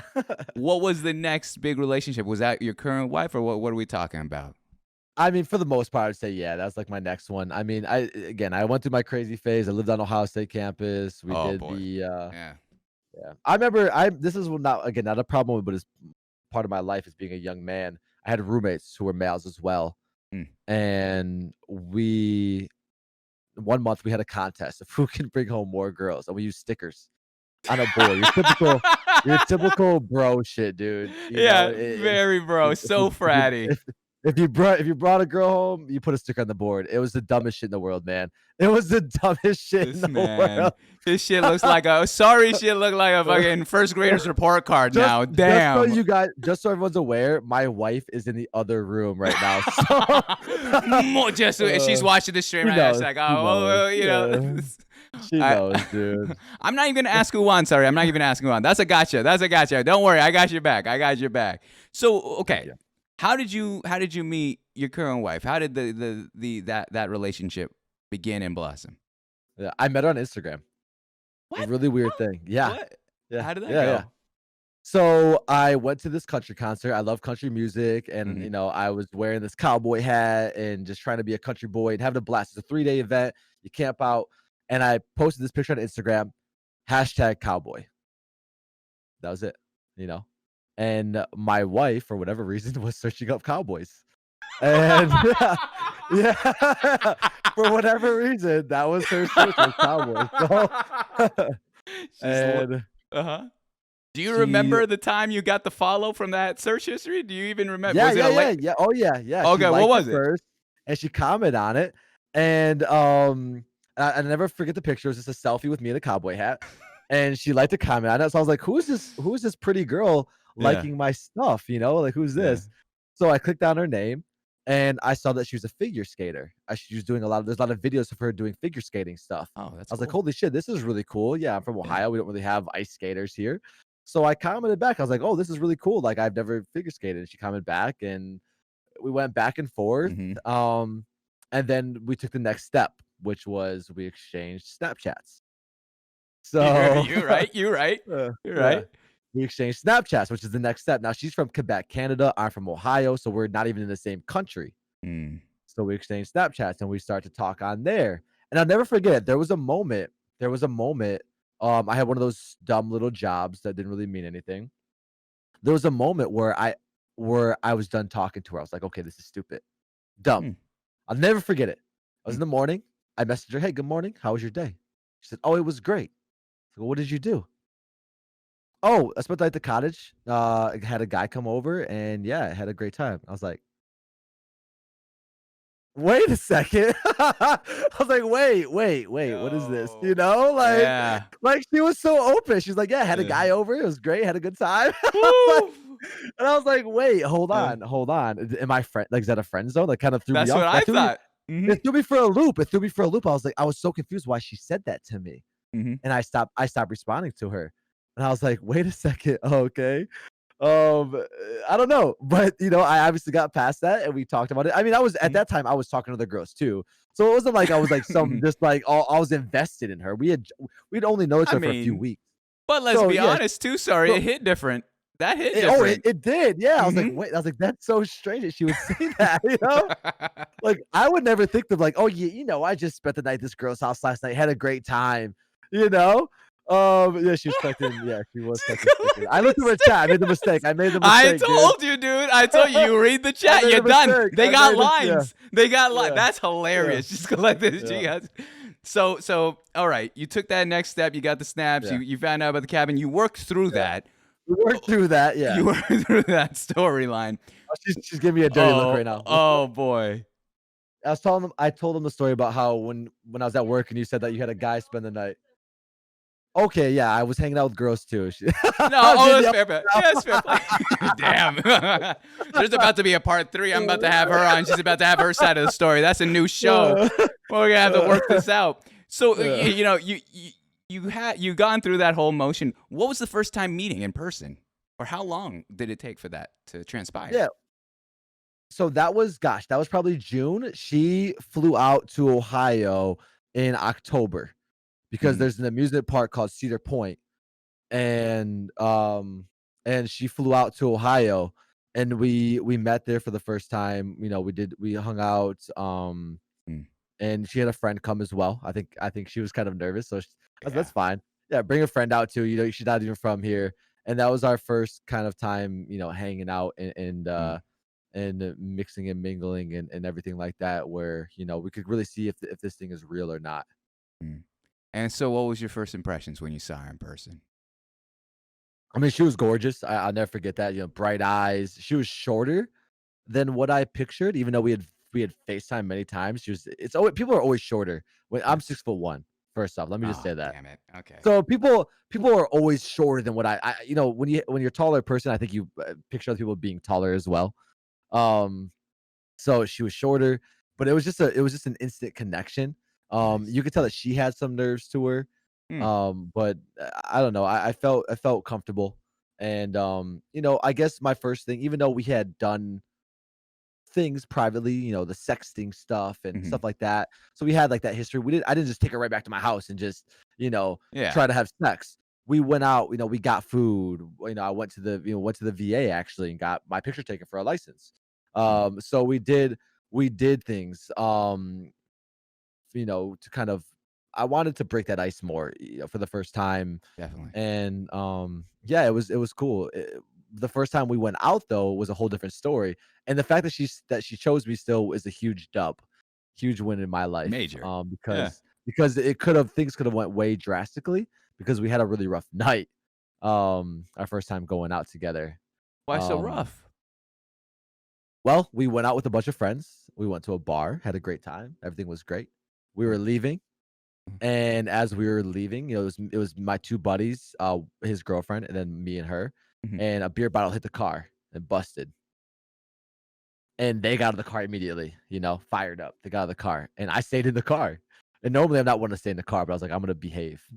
And my buddy Mm. swings open the door, and he's like, "Get out." Okay. Okay, so I got out, and there's fighting happening. I'm seeing girls grabbing each other's hair, and I see this big guy, and he's running his mouth, and he's kind of coming at me, and I just hit him with a very hard roundhouse kick to kind of like his upper neck and chest area.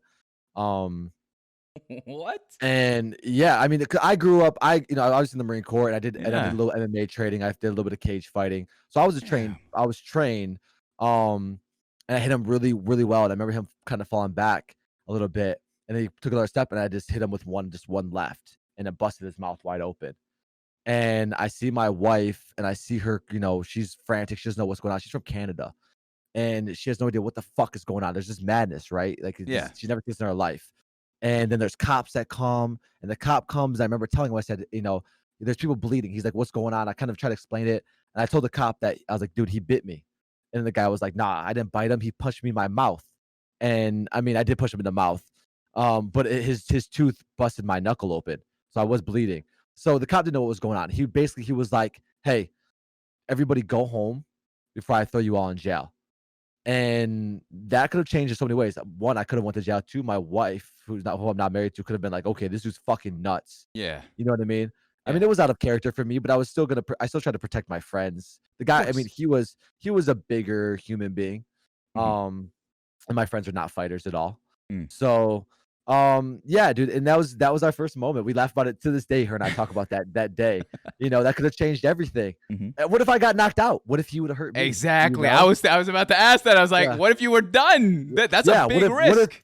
what if he hurts me? You know, what if Mhm. I go to the hospital? You know, and I asked her, we just talked about this guy. We talked about this like a week ago.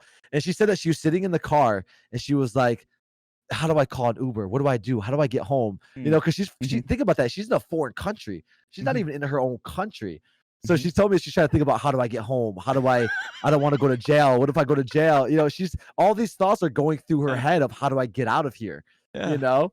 And Holy she's never seen a shit. fight before. She's never seen any of this, you know. And this is Columbus. This is downtown. It's a little bit of not the best area. So Yeah. most downtown areas have that little bit of a rough kind of vibe to it, you know. Mm. And yeah, and that was a turning point. From there, I didn't really get too much trouble anymore with her, and we've kind of it was smooth sailing. But that That's was nice. that was our first time going out together. Oh So yeah, my we had god. a little bit of a wild start to us. Yeah, what an impression there. That's a strong Yeah, one. Let's yeah. let me ask you this though. All right. When did you know two things? A, when did you know you loved her? And two, when did you know you wanted her to be your wife? When I when she kind of let me be me, I knew this was the right one. I think that's why I was single for so long.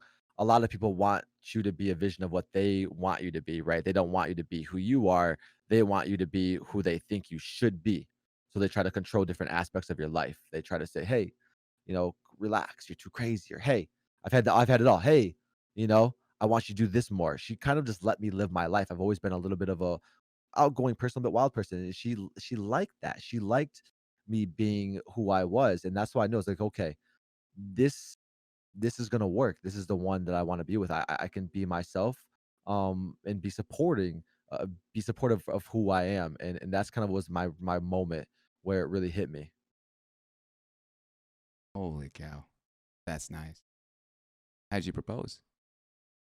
It was interesting. We don't have like a storybook kind of Yeah. thing. We got pregnant kind of an accident. We weren't really Mhm. trying.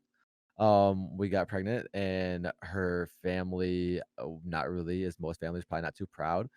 So I knew that I wanted to try to at least put a ring on her finger to kind of make her parents feel a little more relaxed Mm. about what was happening. Mhm. So we just lit a bunch of candles in a room and had her come in, and I was just on my knee and kind of gave her the ring there. And it was just not, nothing really too big or over the top. It was everything was kind of happening really quickly, at that point. Mhm. Mhm. So Holy cow. That's still yeah. so cool though. Like that's you knew regardless of the circumstances, you knew that she was the one. You knew that she was the one that would A allow you to be you and B for on your regard, you're like, well, this is someone I could start a family with, start a life with and move forward with all that. Yeah.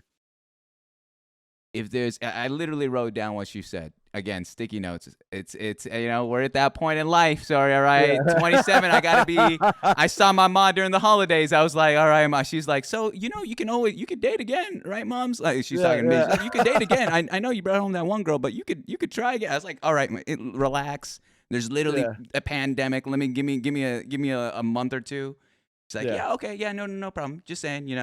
The holidays are coming up quick." And I was like, what are you talking about? It's the end of the year. So the holidays yeah, coming quick. Yeah, I'd like to have another body at the dinner table. I was like, Jesus, ma.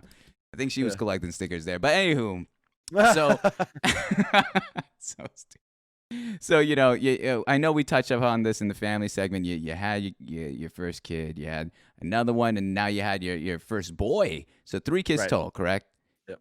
Is this in terms of having children, are you planning this in terms of like, all right, three's enough? Would you like four? How is this mindset of being a parent being worked out? So I think we both agree that we are done having kids naturally. So I don't want any more. Yeah, so we're done naturally. We've always wanted three or four. The one thing that we've spoken about, and me more than her, and something that's really important to me is adoption. I want to be able to adopt one child. Um, because I look back and I think if somebody would have just adopted me, maybe my childhood would have been different. Maybe I had a better story to tell early. Adoption is really, really close to my heart. So I want to adopt somebody and give them a life that they maybe wouldn't have had. We're gonna wait a couple of years to let my kids get a little bit older, and then we're gonna start looking into that route Yeah. of possibly adopting a baby.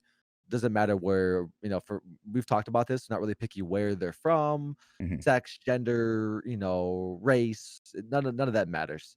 Just trying to give somebody a chance at life. And that's something that I look forward to doing. And that'd be another challenge. This is going to sound a little grim, but I promise you this is coming from a good place. This question, at least. Father Time's undefeated. We all have our time. We all grow older. What Yep. would you like your legacy to be for your family? I want them to love and respect others. I want them to know that I love and respect other people, and I want them to do the same. I just feel more than ever, especially with the news, there's just so much hate going on. And I just want to leave this world, the cliche, a better place. And I want my Mm, kids to continue that legacy. I feel like I have broken these chains of going down this path of being a bad person. yeah. So now that I've broken that, and I've gotten away from that, I want my kids to continue down the good path of being good human beings to lift others up. Like my daughters and my son, they'll never be a bully. I don't plan on really putting my hands on my kids, but Mm. if a teacher ever calls me and says, "Hey, your son's being a bully," that's an ass whooping, guaranteed, guaranteed. That's a closed door ass whooping. And there's just you're gonna respect other people, you're gonna love other people no matter, what they look like or whatever, and that's kind of what I wanna picture. But I wanna show that with actions, not so much words. Mhm. So hopefully as they grow, they'll be able to understand what I'm doing. I Yeah. promote a very safe space on my streams. Mhm. And, I don't care. I have a saying I say quite often. I don't care if you're a dude and you suck dick or you're a chick and you like to lick tits. You're loved here, you're accepted here. Everyone is welcomed. And I kind of want that same vision, going forward.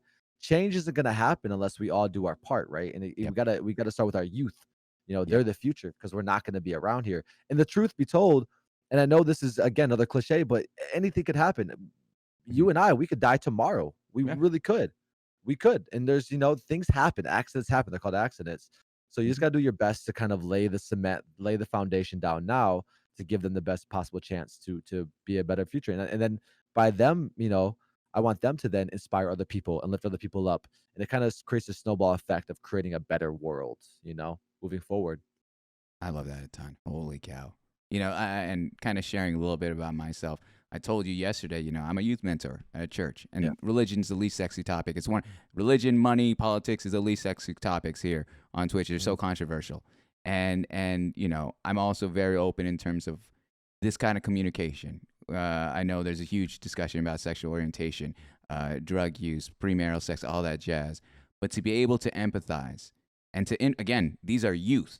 So to be able to empathize and talk to them directly and impact their lives and saying, hey, don't think of this as like some sort of scarlet letter. Don't think of this as some sort of scar that cannot be removed or changed, as you say, or any of that. Try to find the positive and try to find where you can grow and learn from that is huge because so often, especially that old school mentality of teaching, and I'm not even talking about religion now. I'm just talking teaching in general. That old school mentality is very black and white.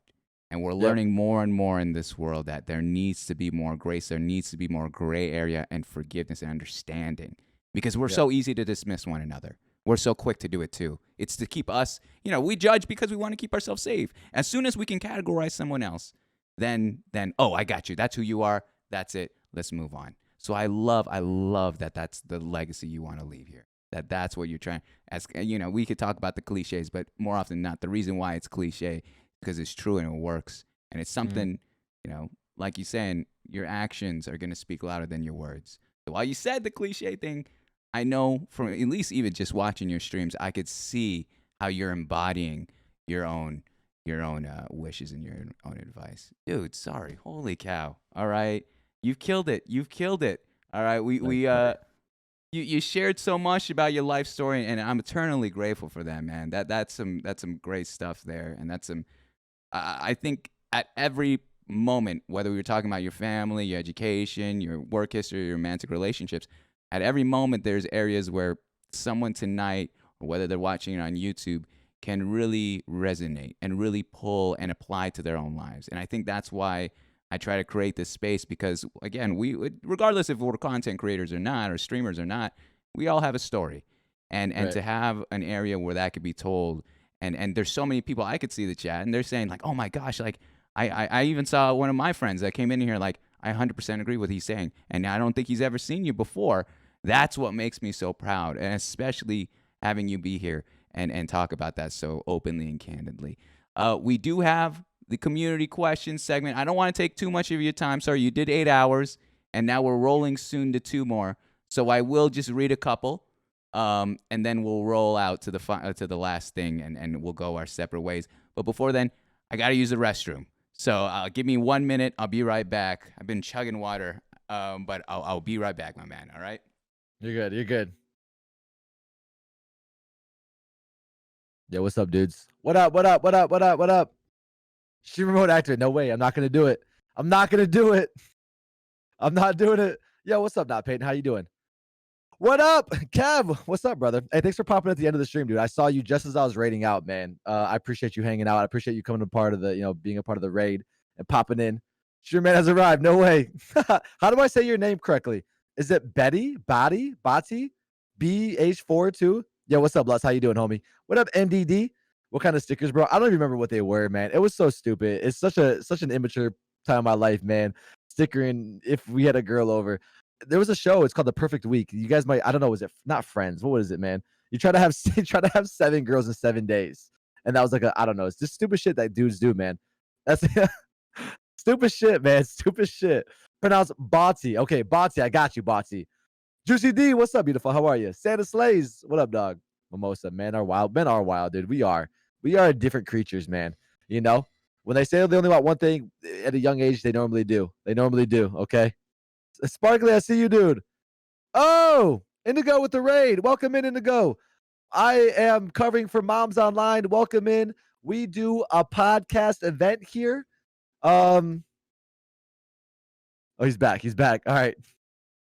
Welcome in. Cam, what up, dude? Oh my goodness, what is this we got here?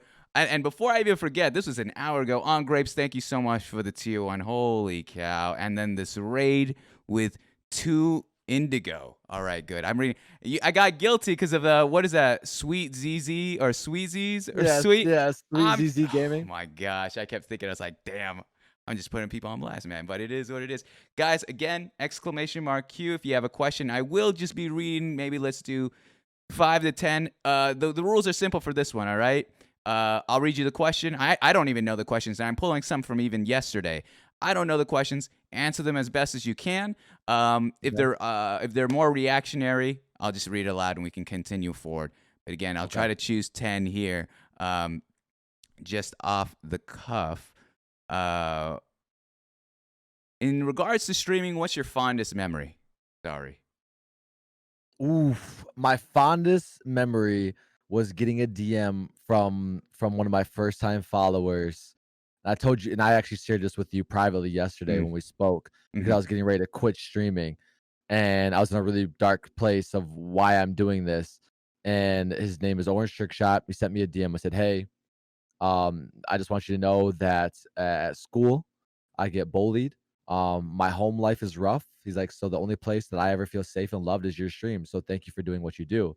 And that was a big eye opener for me. That actually changed my course. I went from, chasing these numbers and trying to be famous to really reevaluating, like, holy crap, I'm having an impact on people's lives. And that for me is a moment that stuck in my head and completely changed everything that I did on stream, because now I realize that people on the other side are positively being impacted, right? I'm changing someone's life, and there's no better feeling than that. The have you struggled? Sorry, have you struggled with mental health issues? If so, what helped you get through the tough times? Yeah, I still actually struggle. So I have something called borderline personality disorder, which is a mental illness, so to say.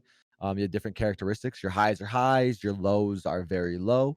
So there are some days where I wake up and I don't want to stream. I don't really want to, it's really tough. It's a mental battle. It's just for me, I self-reflect a lot. So I try to figure out what is causing this, what's wrong, and how can we make it better. Now part of that is I have a very strong support group. And I also Mhm. I told you this, I talked to a couple of people regularly. Miss Daydream is, whether she knows it or not, she's kept me strong more times than I can count. Whether she knew I was in a bad place or not, because I don't always share things like that.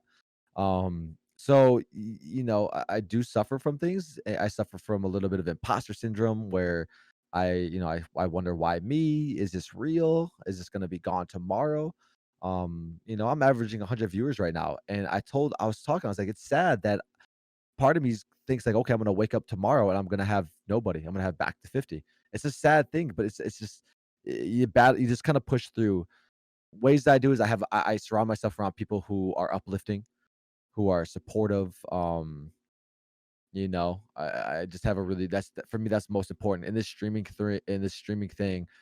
It's hard to find people that you can really, really wholeheartedly trust with your darkest things, right? Yeah. So if you can find a good group of people like that you can open up and be raw, Mhm. um, take advantage of it, and that goes for everybody. I just don't think that you should open up to anybody. Just pick and choose, because not everyone has your best interest. So that's how I get through things for me. But yeah, I still struggle. I struggle all the time, man. All the time. There's days I wake up, I don't want to stream for no, there's no reason. No reason. It's we definitely talked about this last night, where it's like, you're surrounded by people virtually, but Yeah. the thing is, the journey is still very lonely. It's tough. Yep. Yeah. You're in your own space, you're in your own room, and to find, and this is no disrespect to those that are watching, but like, when you find a streamer and you can connect on that level of like, oh yeah, and like, this is tough, and let me bare my soul for a moment and tell you the truth. Like, the person you see here on cam may not be necessarily the same person that you see off, because there is an attitude that we have to bring on stream. Not everyone wants to hear people complain and be depressed. Yeah. It's tough, and so to find friends on Twitch, regardless, streaming or not streaming, that you could trust, and lean into, is huge, especially for that mental game. Um, here's one more about Twitch and streaming. Did you ever get discouraged seeing your viewer count drop as soon as you switched games, or just naturally as the stream progressed for longer and longer? I get discouraged to this day if I happen to see my viewer count drop. Doesn't matter if I'm switching games. There was a moment of me being raw not too long ago where I said to my community, I said, "Hey guys, I love playing Fall Guys, but whenever I switch to Fall Guys, Mm, I go from 70 average viewers to 50 instantly."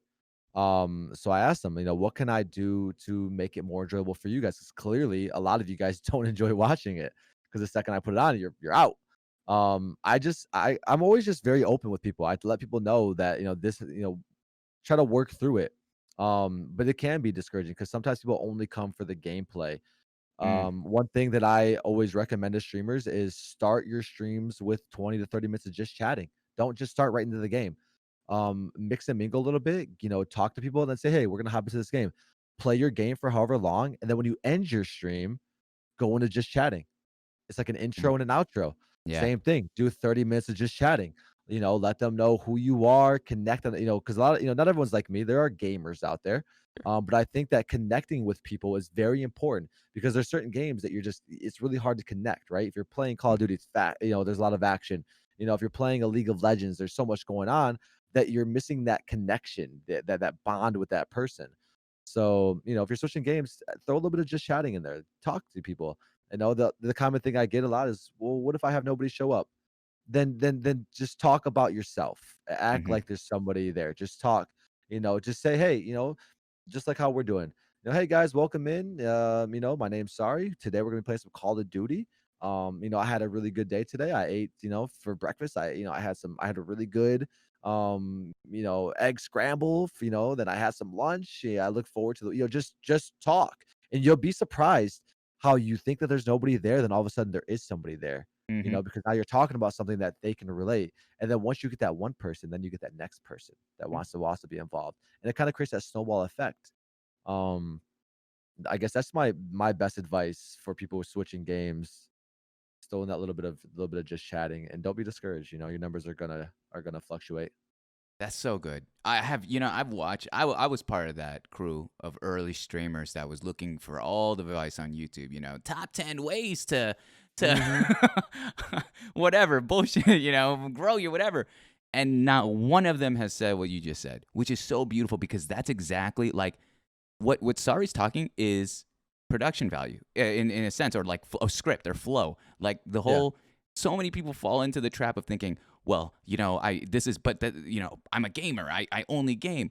But you're streaming. You have to create and this is where creativity comes into play. You have to create an environment that is well rounded and balanced. You could still have gameplay. No one's taking that away from you. But right. it's the same reason, and I'm glad that you actually called me out. You called it out right before I went live today. You're like, "Hey, are you going to do your 30-minute thing?" I always do the 30-minute thing. I agree with you on that, and end it the same way, where you end in a little bit 10-minute just chatting, because Yeah, it's such a nice way to, again, introduce yourself, introduce your concepts, and then smoothly go right into the gameplay, and then outro as well. So that's yeah. that. I've yet to see anyone talk about that, which is insane to me, but it's extremely important when it comes to flow of your stream. um okay. All right. Oh boy. This one is just really, I'll read it because I wonder what kind of stickers went on the board when you lived in OSU campus. I picture thumbs up. Is I don't remember. I don't remember. I really don't remember. It was probably stars, honestly. It was probably stars. Like, no I don't one's know, dude. no one's I don't asking know. about how I many. don't No one know. wants to get you in Yeah, trouble, but yeah. Thank people are you. curious about the stickers. Here's more a comment, not a question, but you are fantastic creators and people. I'm proud of you both. Keep doing what you love. Thank you. That's really great. That's really. Um. Oh, here's another one. Sorry, what advice would you give for balancing work life and streaming, especially for those with many projects that may become overwhelmed easily? I think that we become easily distracted or we don't prioritize things properly. I see too many of my peers and my friends playing long hours of video games, right? I see them, oh, they're offline, they're not streaming, they're playing Call of Duty, they're getting their offline enjoyment in. Hmm. If you truly want to succeed, there's sacrifices. You're going to have to sacrifice things. Yeah. I can't remember the last time I've been able to spend multiple days just chilling with the homies, playing some video games. It's not that I don't I love that and it is great to escape when I can, but I want to succeed more than anything. And you Hmm. have to work hard. You got to There's sacrifice to be made. So if you have a work-life balance, then maybe cut out some of that the leisure activities. Cut down on that. Pre-plan things. I have scheduled tweets for me for when I go live. When I go to bed at night, I already have my Discord going live announcement made. I already have my going live tweet made for the next day. I have things that are already pre-scheduled, so that way in the morning, it's less on my plate because I have that time. It's really about prioritizing, scheduling things, and then cutting down. At least for me, it was on leisure activities, which a lot of us are gamers, right? A lot of us want to play games. And I know it sucks. It sucks hearing that, but I think if you just cut back on some of the games and put more time into your work, you'd be surprised. It's the littlest things sometimes too. You just add a little bit here and there to your streams, and people enjoy that stuff. We got one more question for you here, all right? Sorry. And then we'll move on to the last segment of the evening. You have reached Twitch partner, which is amazing. What is the next goal or project that you have your eyes on? So my next goal, I'm working on creating a stream team currently. I'm trying to figure out the dynamics to that, but my stream team is going to be centered around charity. I want to create an event with other streamers who would be willing to stream charity events, and I want to do 24-hour events for like St. Jude and for other things that benefit mostly children. That's where my heart lays, is with kids. And I just want to do things where it's like a 2-hour stream. You rate to somebody else 2 hours. But that's my next thing I'm working on is getting together a stream team and then being able to do some massive charity events to really give back. And that's kind of my short-term goal. My long-term goal is to be somewhere where, and I'm going to take this again from someone that Miss Daydream mods for. During Christmas, he basically said, "Hey, chat, throw your Amazon wish list in chat, and let me see, let me buy you guys some things." I wanted in 5 years, I picture myself doing that. I want to be able to say, "Hey guys, I know Christmas is coming up. Throw me your guys' wish list. Let me get you that camera. Let me get you that light. Let me buy you that green screen that you need. Let me help you take the next step in your streaming career." I think that's amazing. I want to be able to give back to people. Sorry. All right. I know the children are beckoning, all right? So what I will say is this, all right? I appreciate so much of your time, especially from yesterday to today. Um, and I'll save all the stuff for the very end. But the final segment of the show is something that I don't have on the script. And this whole idea, this whole premise of Inside the Streamer Studio came from another show that I grew up watching at my grandma's place called Inside the Actor Studio, Okay. where this dude for 23 years, James Lipton, he would bring on actors, actresses, entertainers of the sort, um, and he'd get into their lives, personal lives, and then their discography of all the work they've done in the course of their career. And he would end the show the same way. He'd ask them the same 10 questions. And so, as an homage to the man, sadly passed away 2 years ago, I do the exact same thing. I've done it since day one, and we've held it true to this very day. There are only two rules to this. The first one is I'm going to be completely silent. There's going to be no reactions, hopefully. And I'm just going to wait for a moment of silence, and then I'll read you the next question. And the second part is, aside from the fact that you do got to answer all of these questions, try to keep it within one thought. So not one Okay. word, not one paragraph, just one thought. And then, we'll say our pieces. Ooh, I did not even do the friggin'. I'll do that at the very end. But we'll jump into that last part, and then we'll go our separate ways from that. Are you ready? Sorry. Let's do it. All right.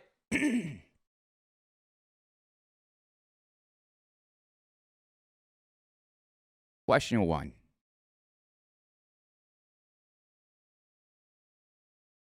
What is your favorite word? Oh my god, my favorite word.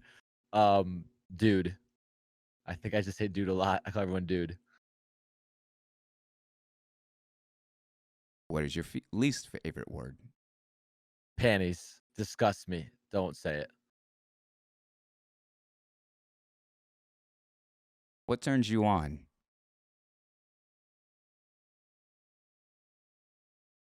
Humor.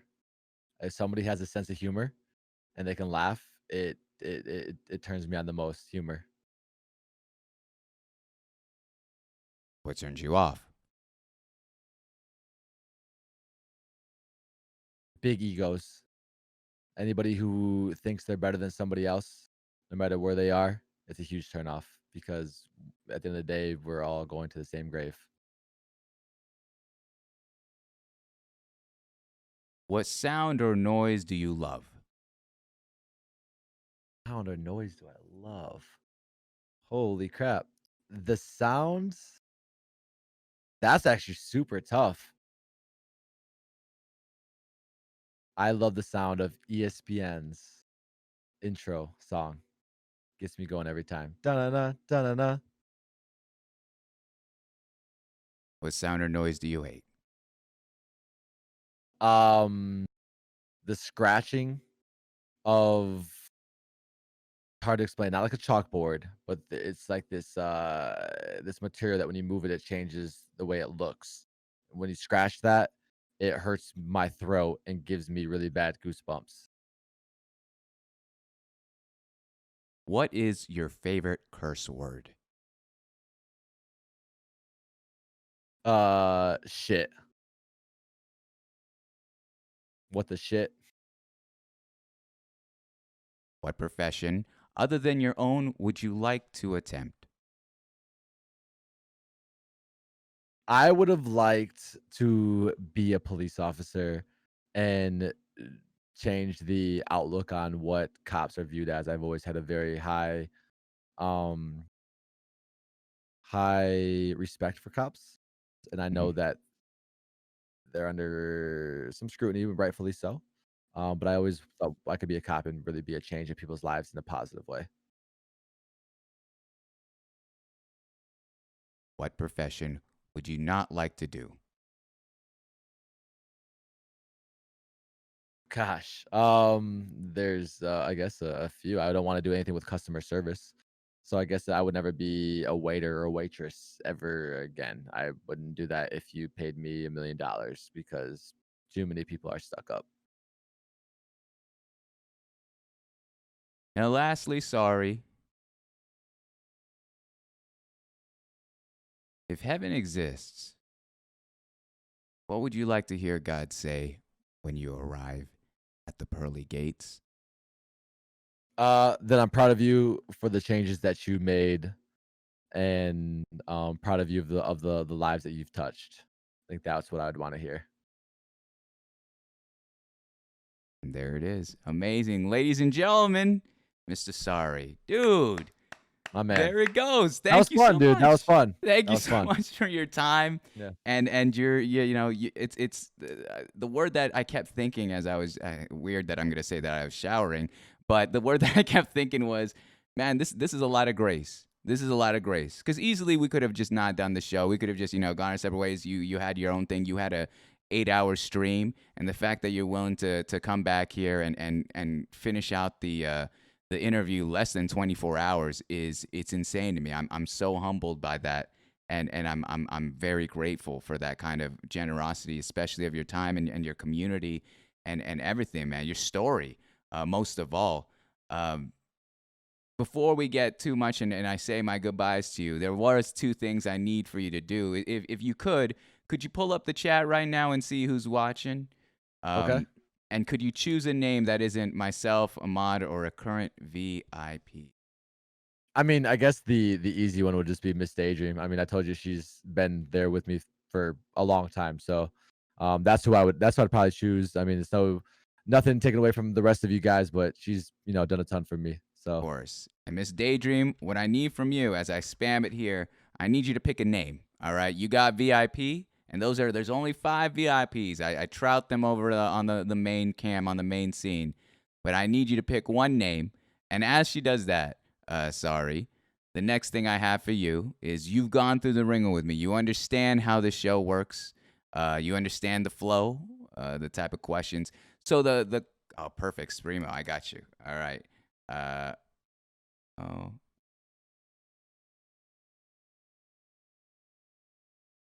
perfect. So much. I'll change that for the next episode. But out of curiosity, I'm always looking for other streamers to do the show with. And so I always like to propose the question as such: who is one streamer that you would like to see come on the show and learn about their lives on and off of Twitch? it's it's so I prepared myself for this already, Mm-hmm. all the way up until the moment where I asked them if it was okay if I said their name, and then I said their name. They're like, "Oh, well, I'm actually already on their show." So it was Carla. I thought Carla's Oh yeah. personality, yeah, I thought Carla would be a perfect fit. She's outgoing, Yeah. she's crazy, Mm-hmm. and she's like, "Yeah, I'm on the show in February." And I had no Yep. idea. I think it would be something where I'd have to really think about more if you Of course. wanted me to give you like a real Yeah. good suggestion. Yeah. But there's so many deserving people that I don't think you could go wrong. I just Mhm. don't.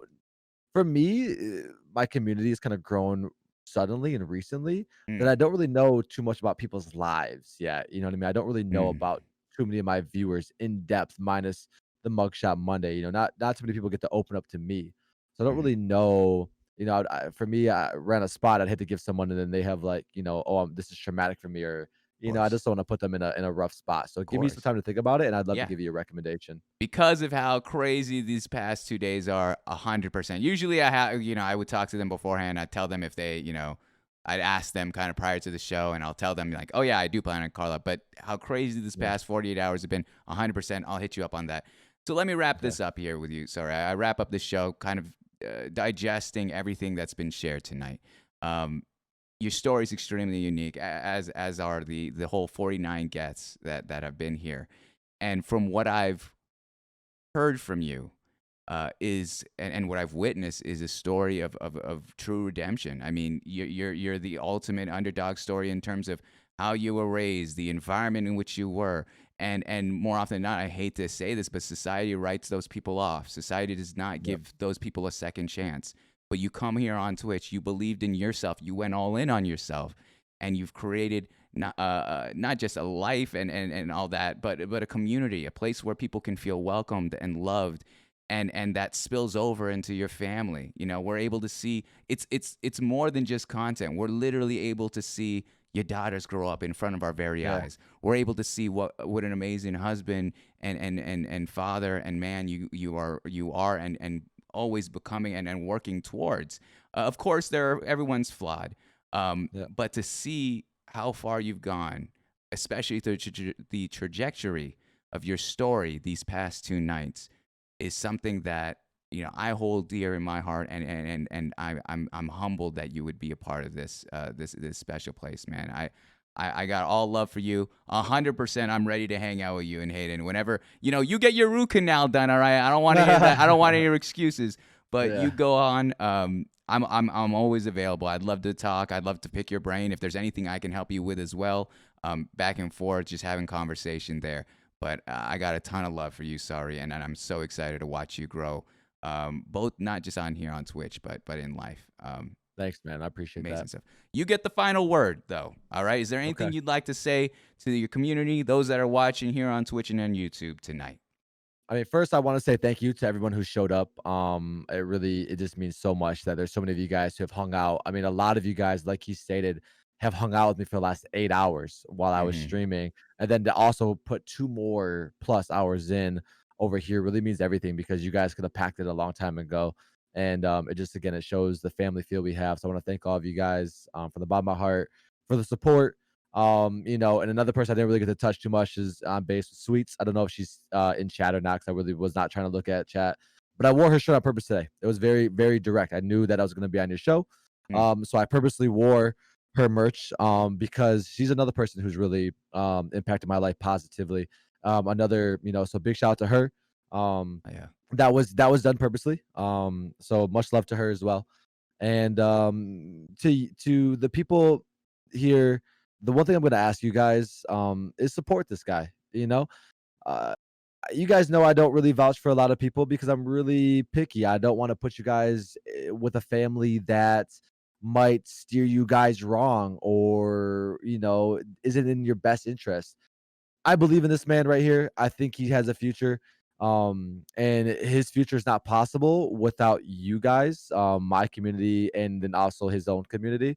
So, hang out with him. And then in doing so, if you guys come out and hang out, watch future shows, you're gonna then meet people.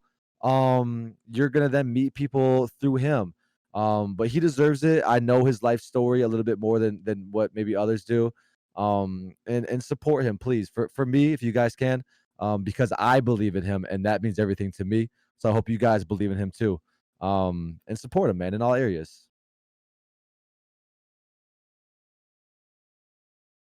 Thank you. I appreciate it. Goodness, right off the bat, Santa sleighs here. I can't even count this. What is this? 5 gifted? Holy shit, man! I truly appreciate that, and especially, man, your words. Those hit deep. You know exactly what we're working with here. But sorry, I'm gonna let you go again. I know you got your family to attend to, so we'll keep in touch. I'll hit you up right after stream. But thank you so much Appreciate for you, your guys. time, and thank you so Yeah, much thank for you so much, everything. man. All right, you take care. You take care. Yeah, have a good one, man. You too. Much love, guys.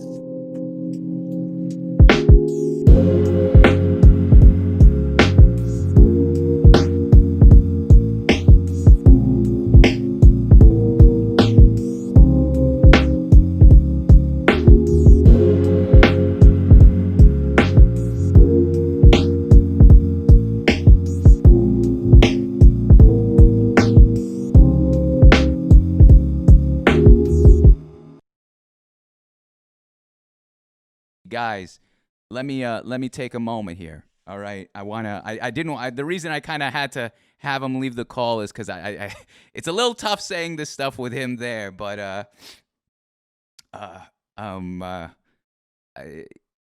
you know, was it frustrating last night to have all that shit go disarray? Of course, and I've done this 49 times. I've been around the block, and it's not every guest that's going to show you that kind of uh,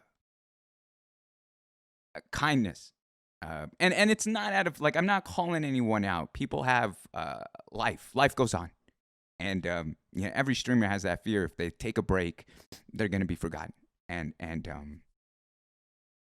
the fact that even after 8 hours, full fucking day, Sorry's willing to give an extra 2. And I kept it on the clock too. Like I have my own stream up because I was very aware. I was like, I said 2, I promise it's 2, and we're gonna do it at 2. Because I want to respect his family, I want to respect his wife, and I know he has other stuff that he has to go through. But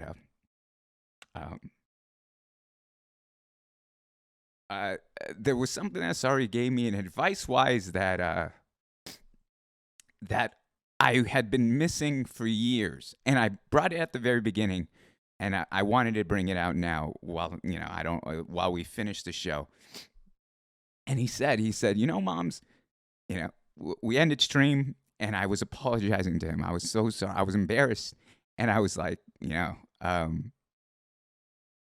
I I wasn't so much embarrassed that it failed. Like I didn't have any feeling of failure. It was more of I'm sorry I wasted your time, man. And then I know Hayden had raided. I apologized to Hayden. I was like, yo, I'm so sorry you wasted a raid on me for someone who could not last even 2 hours into the stream. And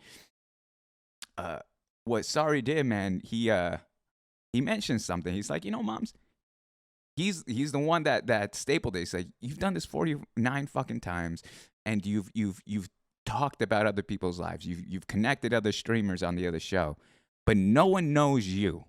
No one knows your story, and I think that's your disconnect. Like, and I had such blinders. Again, we're so attached to what we do as streamers that it's very hard to think and look at yourself from the outside looking in objectively. And again, there's a lot of ego. There's a lot of pride that comes into this. This is our baby. We love what we do here. And so for someone to make such a bold claim easily can be misconstrued as an insult, easily could be that. But when I heard from Sorry and from someone I deeply respect, man, I wrote it all down. Like, I'm not even fucking with you. I got 3 sticky notes. I think one of them is about finding a wife. But regardless, all of his shit that he said, whether it be on stream or off stream, was so applicable. It was so on the nose. It hit. And I just sat here and it was such, like, I loved being taken to school. Sorry took us to school these past 2 days, both on and off stream. He was dropping dimes.